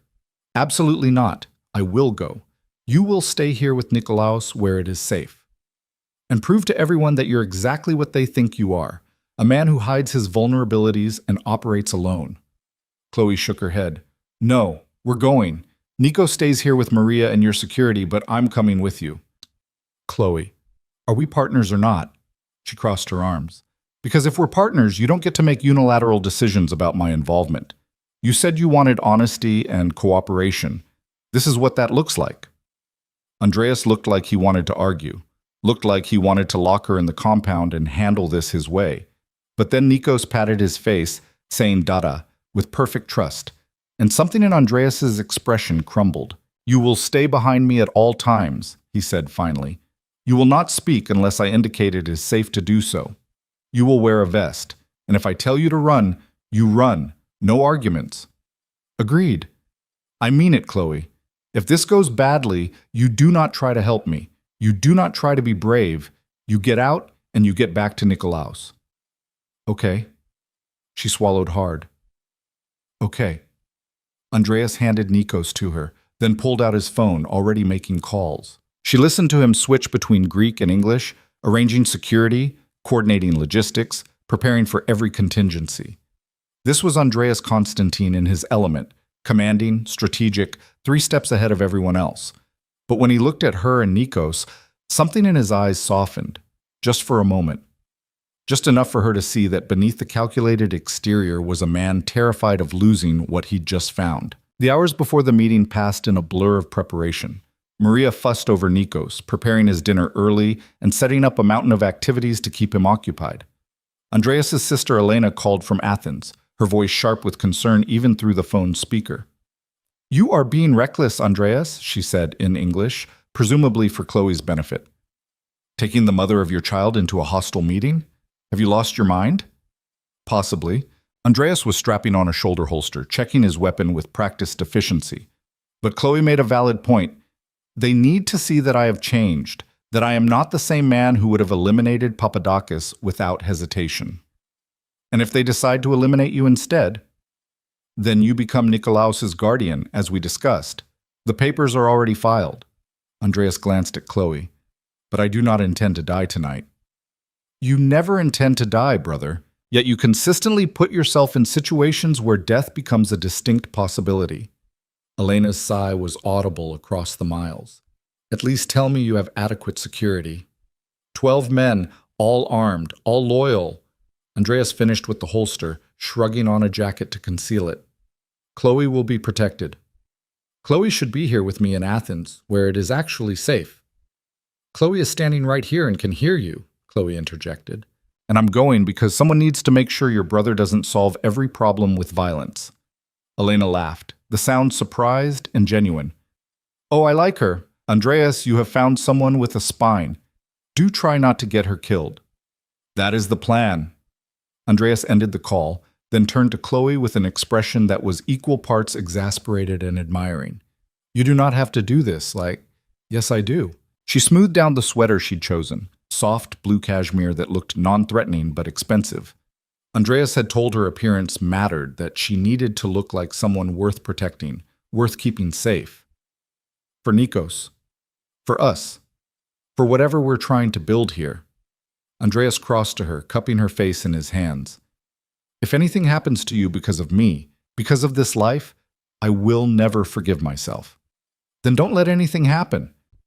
She covered his hands with hers. We do this together.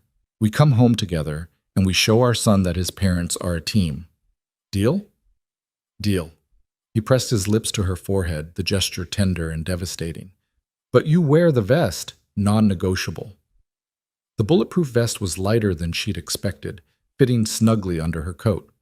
Andreas adjusted it with clinical efficiency, his hands impersonal even as his eyes held a storm of emotions. When he was satisfied with the fit, he helped her into the coat, his fingers lingering on her shoulders. Stay close to me, he said quietly, and trust that I will protect you. I do trust you. And she did, she realized. Despite everything, despite the danger and the violence and the impossible situation, she trusted Andreas Constantine to keep her safe. Let's go. The warehouse was exactly as threatening as Chloe had imagined. Located in an industrial area that looked abandoned even during daylight, it loomed in the darkness like something from a nightmare. Andreas's convoy arrived precisely at 8, the SUVs forming a protective formation around the vehicle carrying her and Andreas. "Last chance to change your mind," Andreas said as they sat in the idling vehicle. "Not changing my mind." Chloe's heart was hammering, but she kept her voice steady.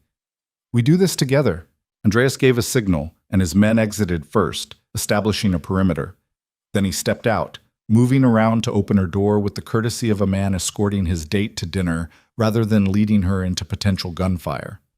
The warehouse interior was vast and cold, lit by harsh overhead lights that created more shadows than illumination. At the far end, a group of men stood waiting. Chloe counted 8 of them, all dressed in dark suits, all watching Andreas's approach with expressions that ranged from hostile to murderous. One man stepped forward, mid-50s, gray-haired, with the bearing of someone who'd climbed over bodies to reach his position. This had to be Dimitrios. "Constantine." His English was heavily accented. "You bring woman to business meeting. This is insult." "This is my family." Andreas kept Chloe slightly behind him but didn't hide her. "Chloe Hughes, the mother of my son."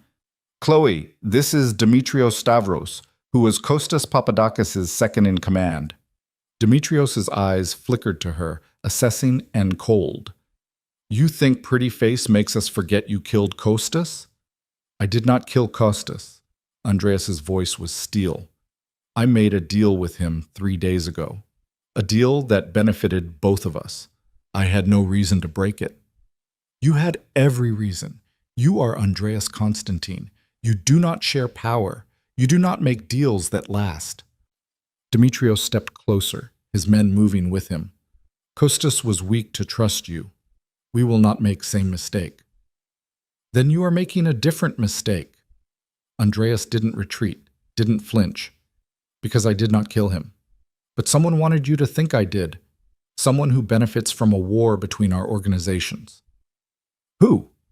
The question was skeptical, dismissive. "That is what we should be asking together." Andreas pulled out his phone, displaying something Chloe couldn't see. "This is security footage from my compound, time-stamped from the night Kostas was killed. I was there, with my son, with Chloe. I did not leave." Dimitrios took the phone, studying the screen with narrowed eyes. His men crowded around, watching.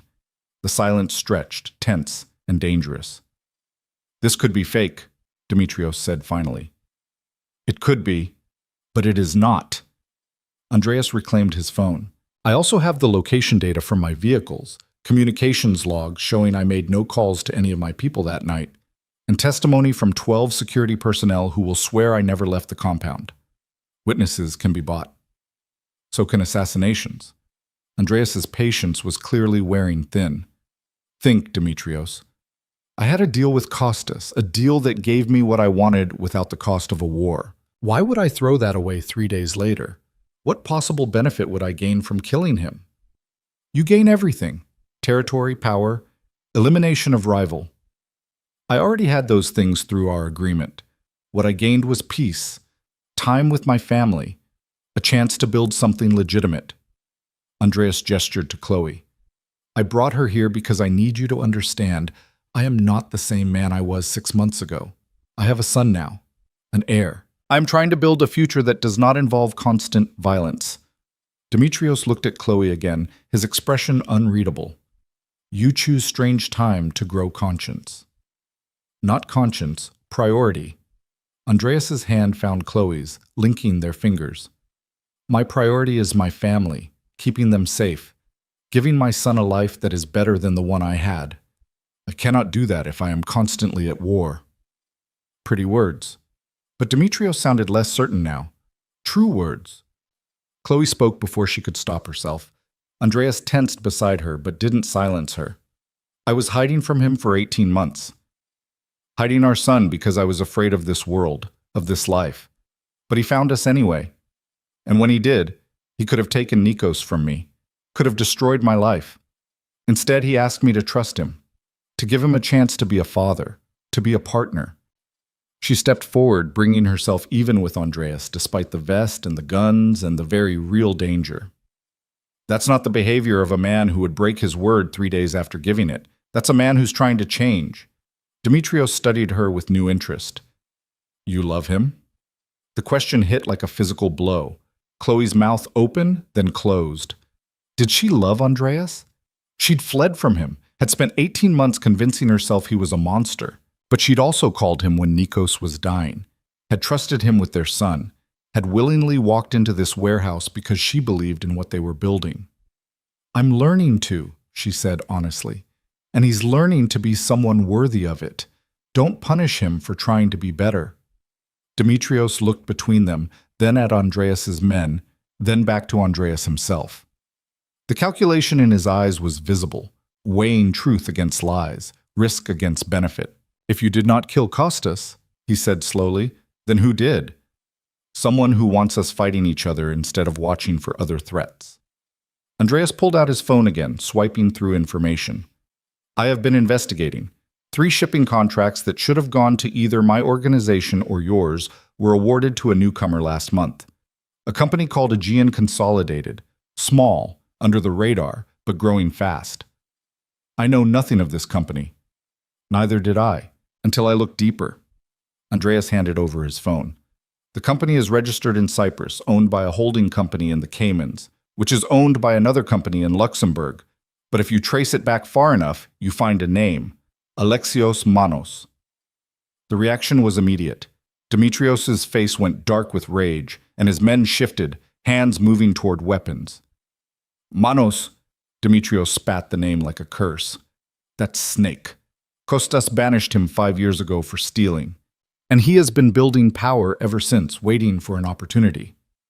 Andreas reclaimed his phone. What better opportunity than to eliminate Kostas and have me blamed for it? He triggers a war, we destroy each other, and he moves in to claim the territory we leave behind.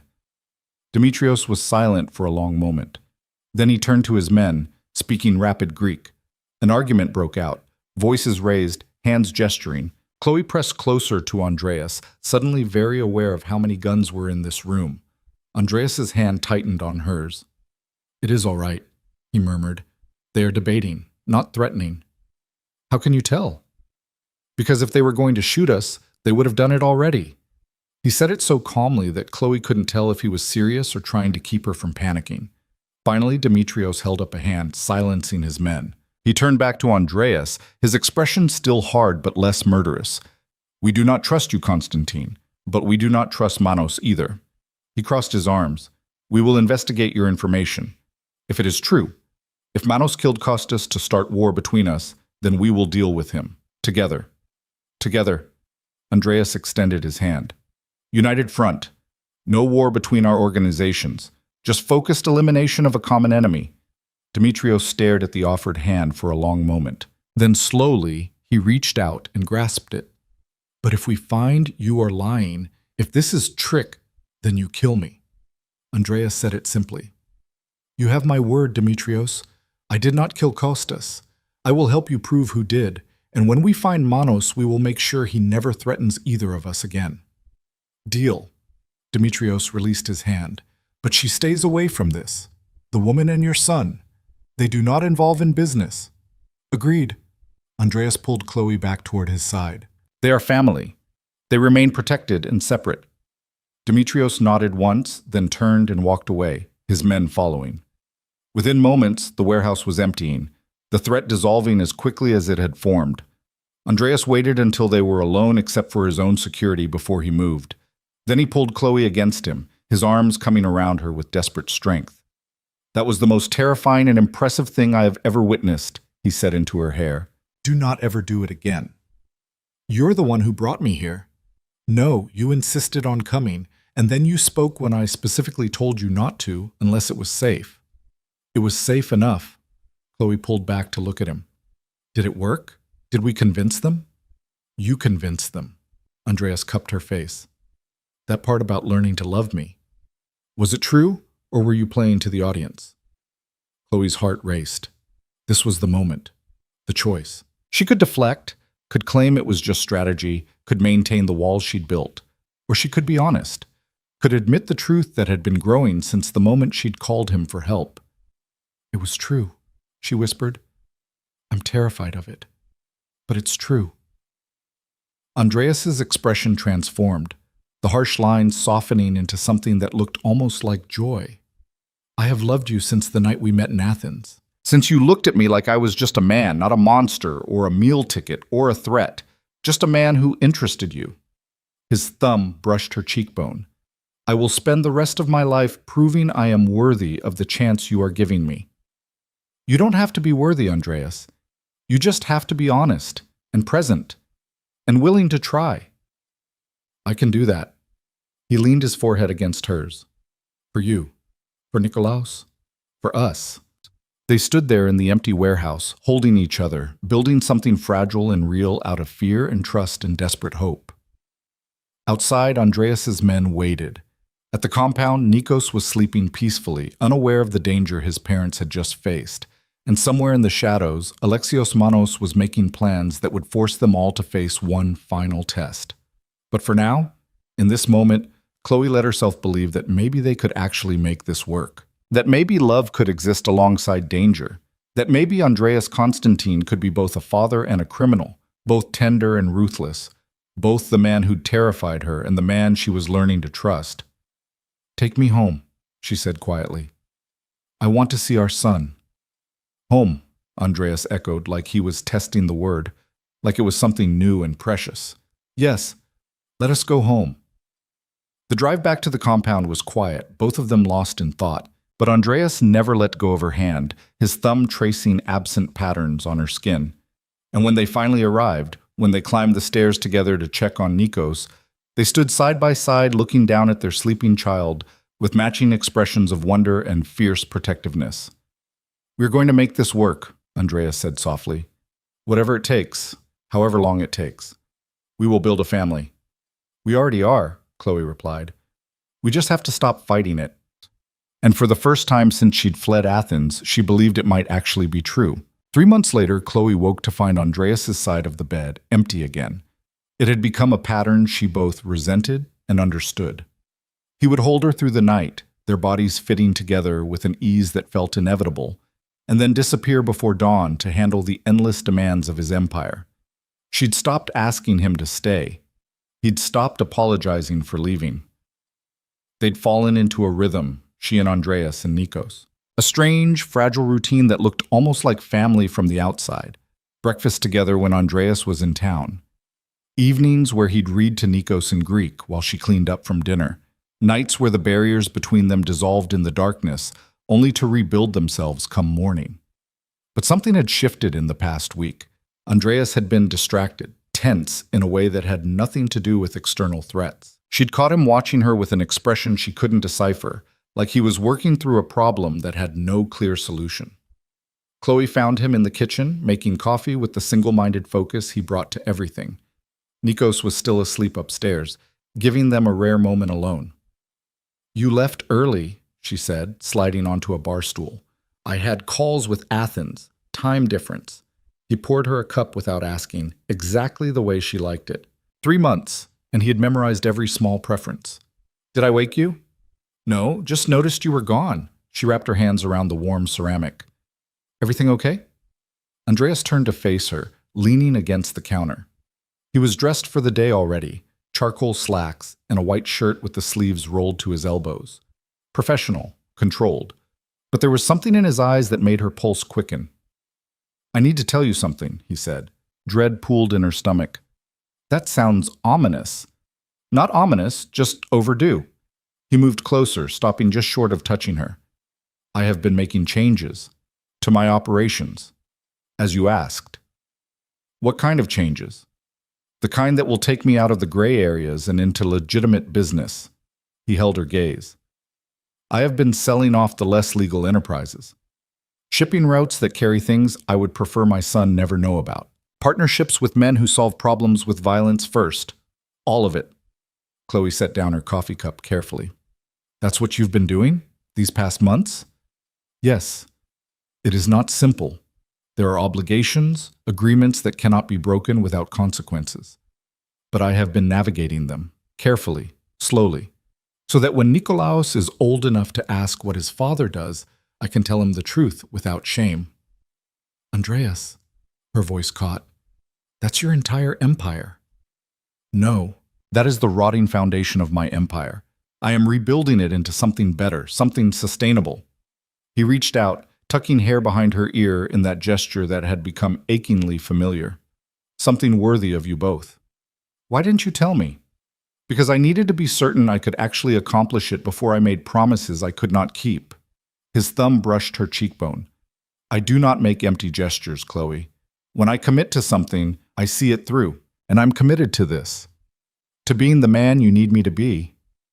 She wanted to believe him, wanted it so badly it hurt. But fear had its claws in deep. And if your enemies see this as weakness, if they come after us again, then I will handle them, but not with the methods I used before. Andreas's expression hardened. I am not abandoning my strength, Chloe. I am redirecting it. There is power in legitimacy, influence that comes from being untouchable by law rather than operating outside it. That is what I am building now. How long will it take? I am nearly finished. Another month, perhaps 2, and the transition will be complete. He paused. And then, I want to marry you. The words hit her like a physical blow. What?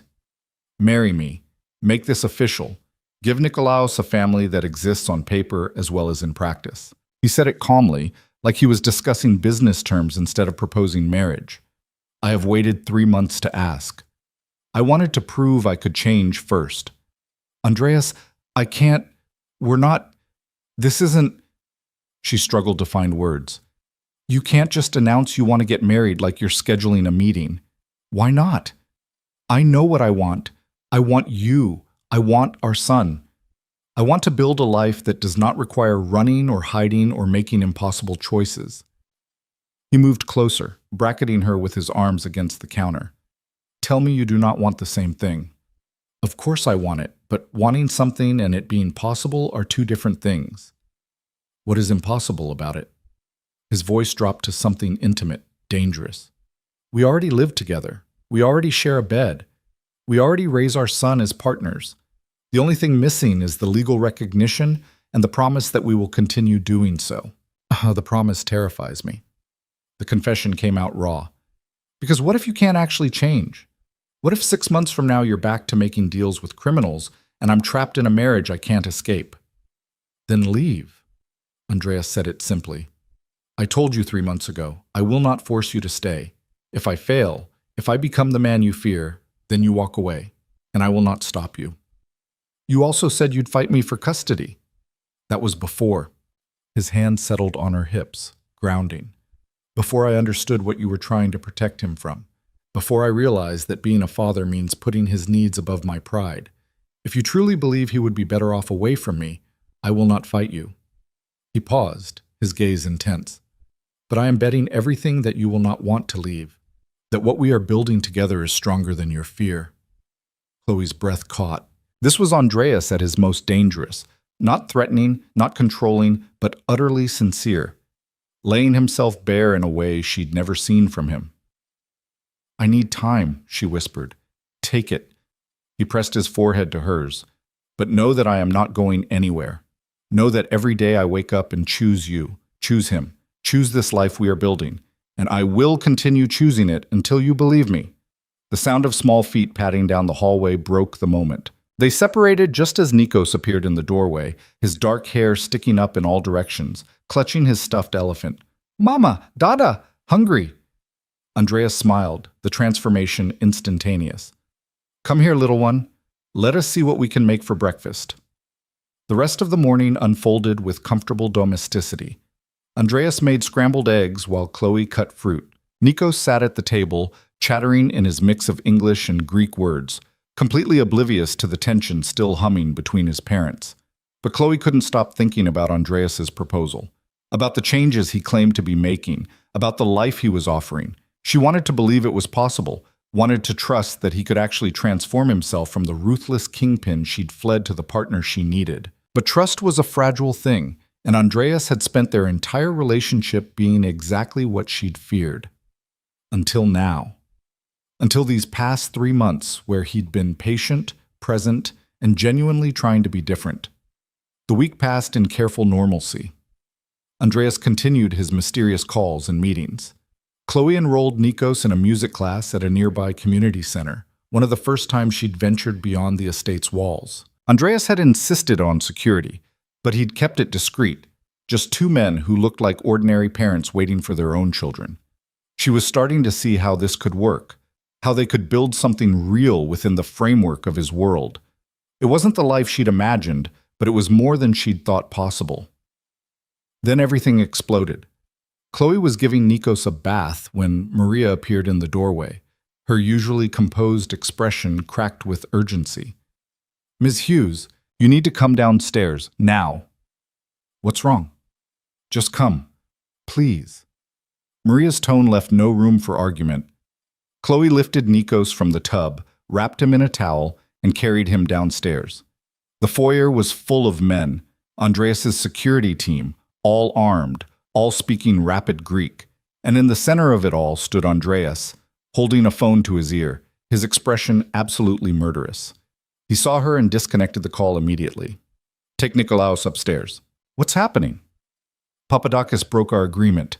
He has taken someone I care about as leverage." Andreas's voice was arctic. "My sister, Elena." The blood drained from Chloe's face. "Oh my God!" "He is demanding I surrender my Chicago operations completely, all of them, and he wants me to come to New York personally to negotiate." Andreas's hands clenched into fists. "It is a trap. He knows if he can eliminate me, everything I have built falls apart." "Then don't go." Chloe shifted Nikos higher on her hip, the boy picking up on the tension and whimpering. "Call the police, the FBI, someone." "And tell them what?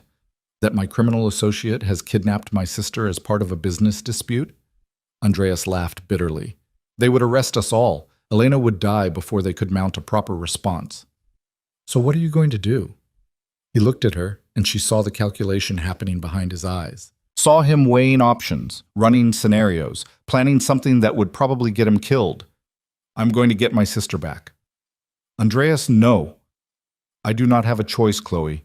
She is family. She is innocent in all of this. I will not let her suffer for my decisions." He moved toward her, cupping her face with both hands. "I need you to stay here. Keep Nikolaos safe. If I do not return, stop."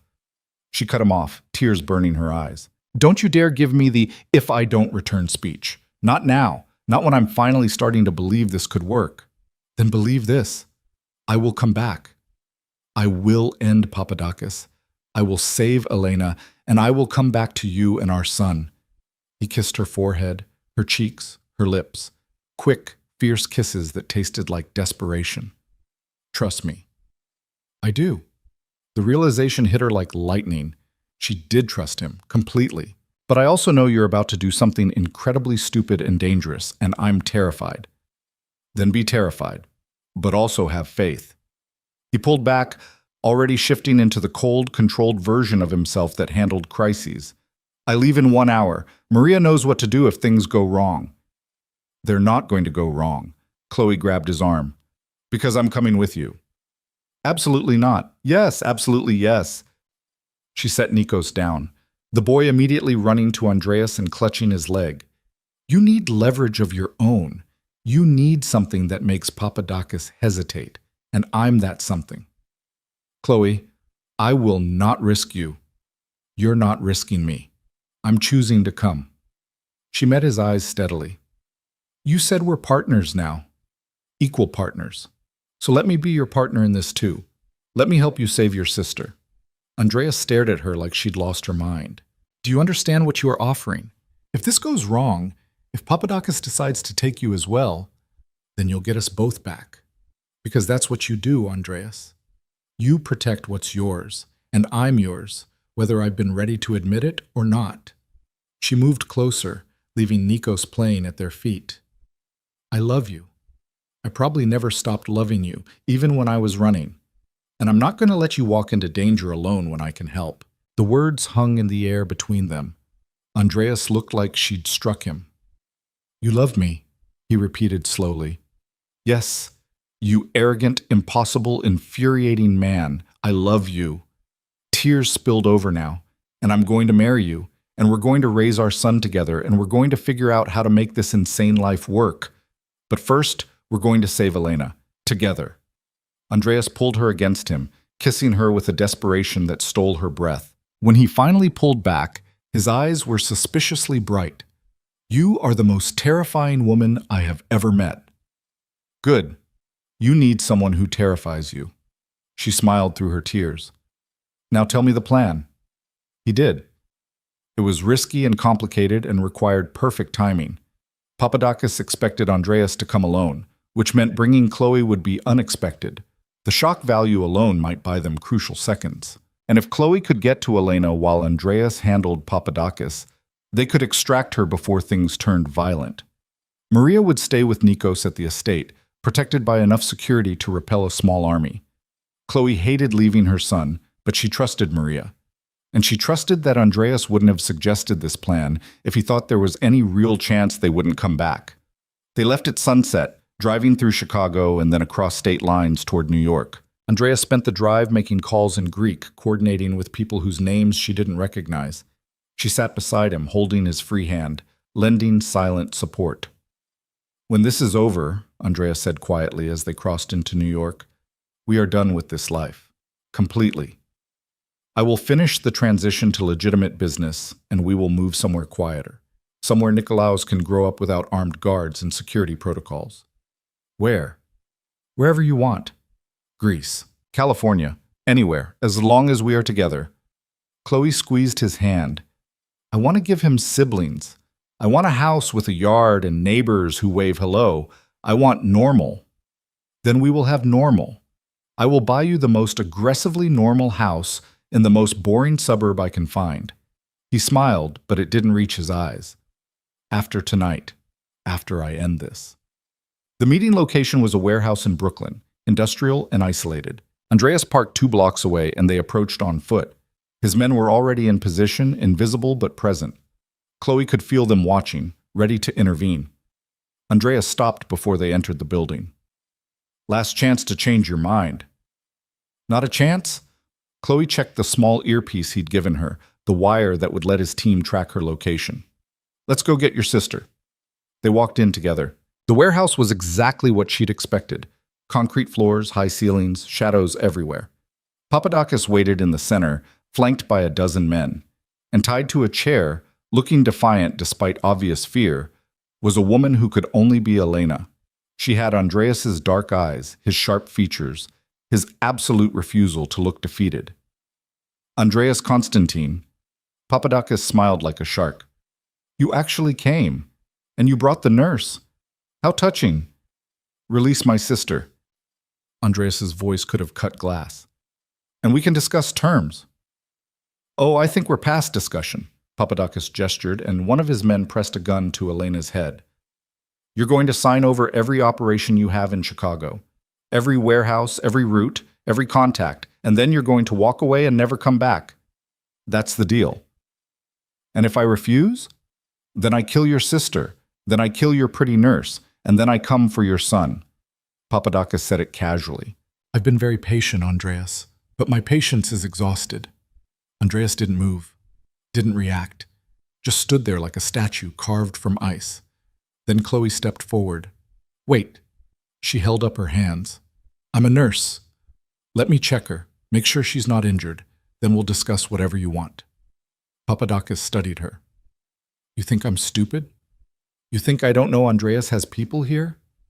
I know you're smart enough to recognize that a dead hostage has no value. Chloe kept her voice steady. Let me check her. 30 seconds. Then you can get back to your threats. Something in her tone must have worked. Papadakis nodded, and Chloe moved toward Elena. She knelt beside the chair, checking pulse, pupils, making a show of professional assessment.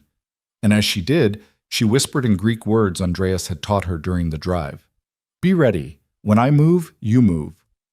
Elena's eyes widened fractionally. Then she nodded almost imperceptibly. Chloe stood, turning back to Papadakis. She's dehydrated, but otherwise okay. You can... Andreas moved.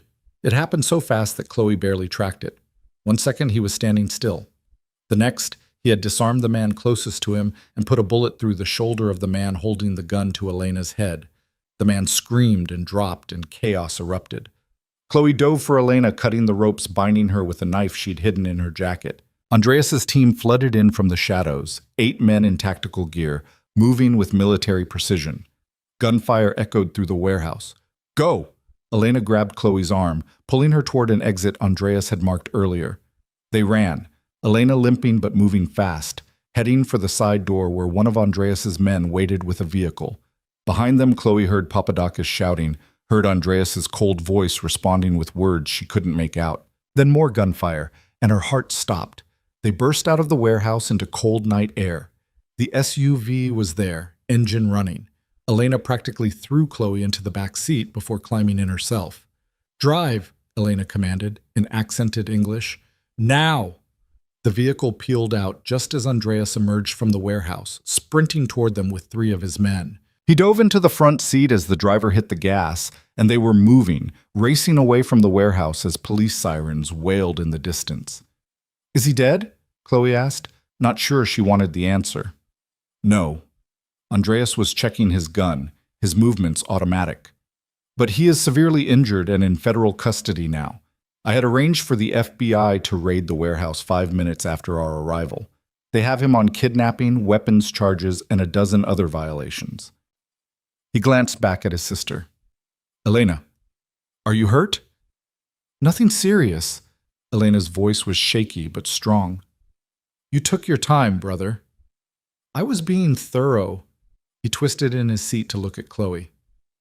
You were magnificent. I was terrified. She grabbed his hand, needing the contact. Don't ever make me do that again.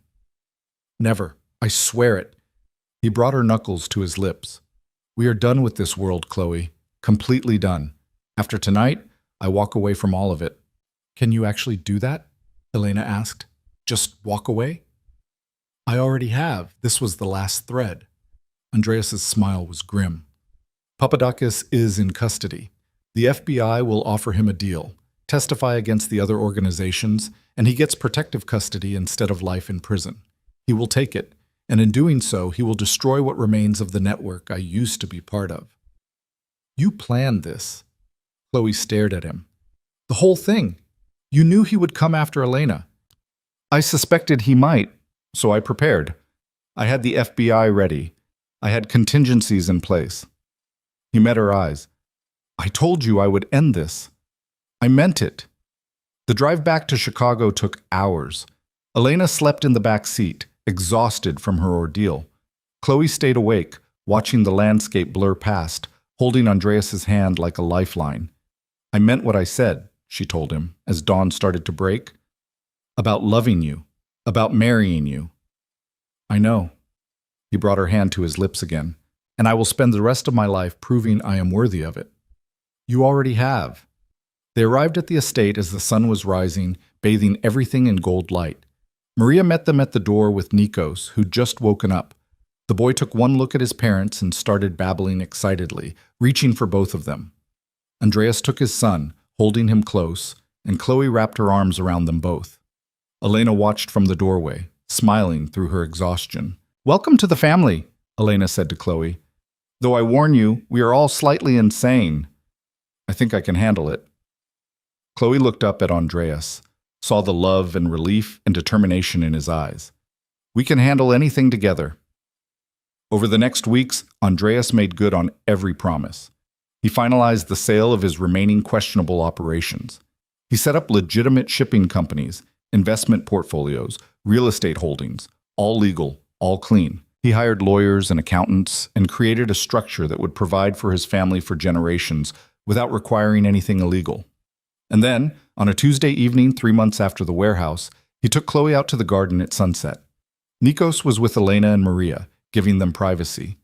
The late spring air was warm and sweet with flowers. Andreas knelt in the grass, pulling out a ring that was simple and perfect, a single diamond on a platinum band, elegant without being ostentatious. Chloe Hughes, you are the bravest, most stubborn, most infuriating woman I have ever known.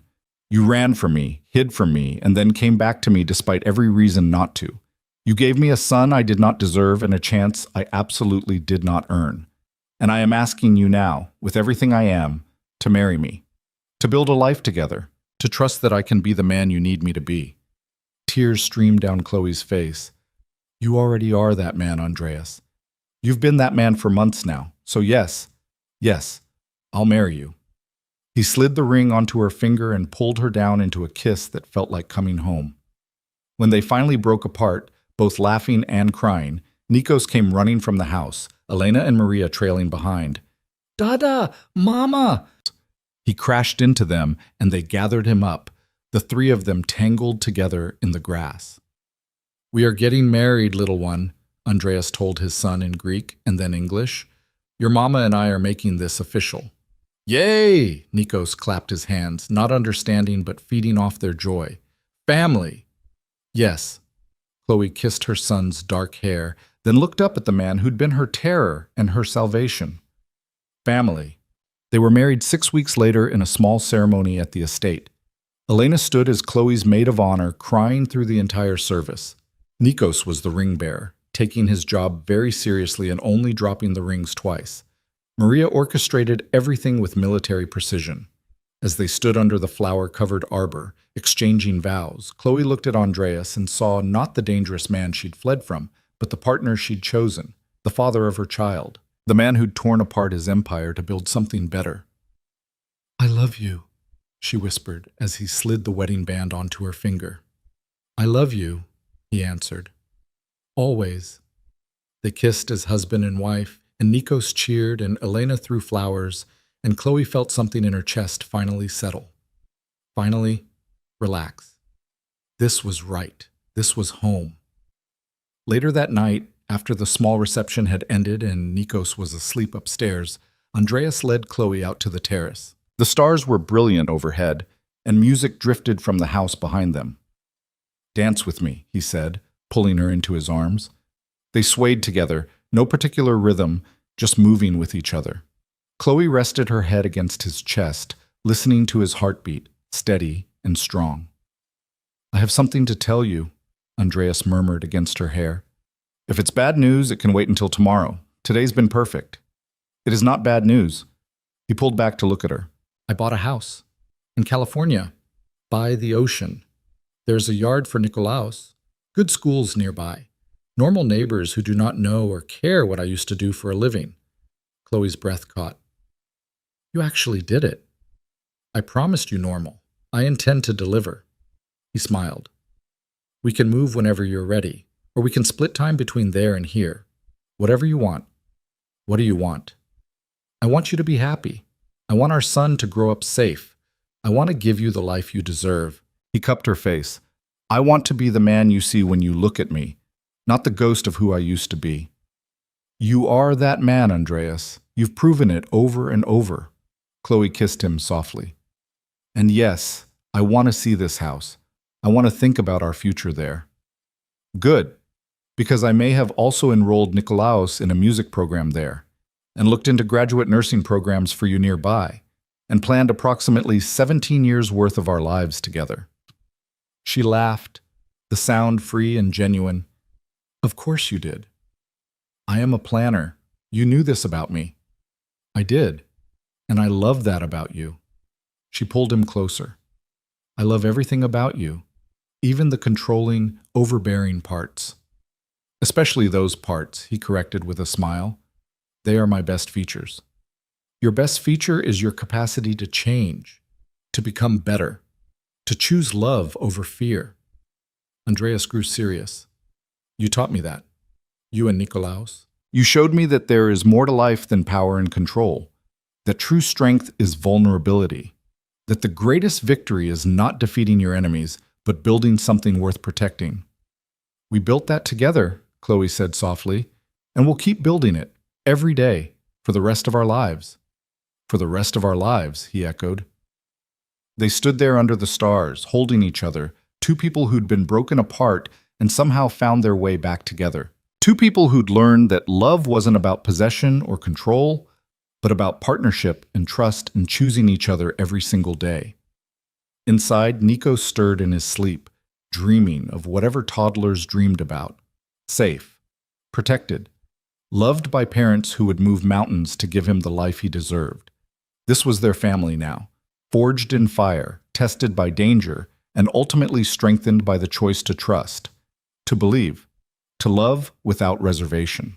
And as Andrea swept Chloe into a proper dance, twirling her under the stars while she laughed with pure joy, both of them knew this was just the beginning, the first page of a story they would write together, a story of transformation and redemption and love that conquered fear, a story with a happy ending they'd earned with every hard choice, every act of faith, every moment they chose each other over everything else. Their forever had finally begun,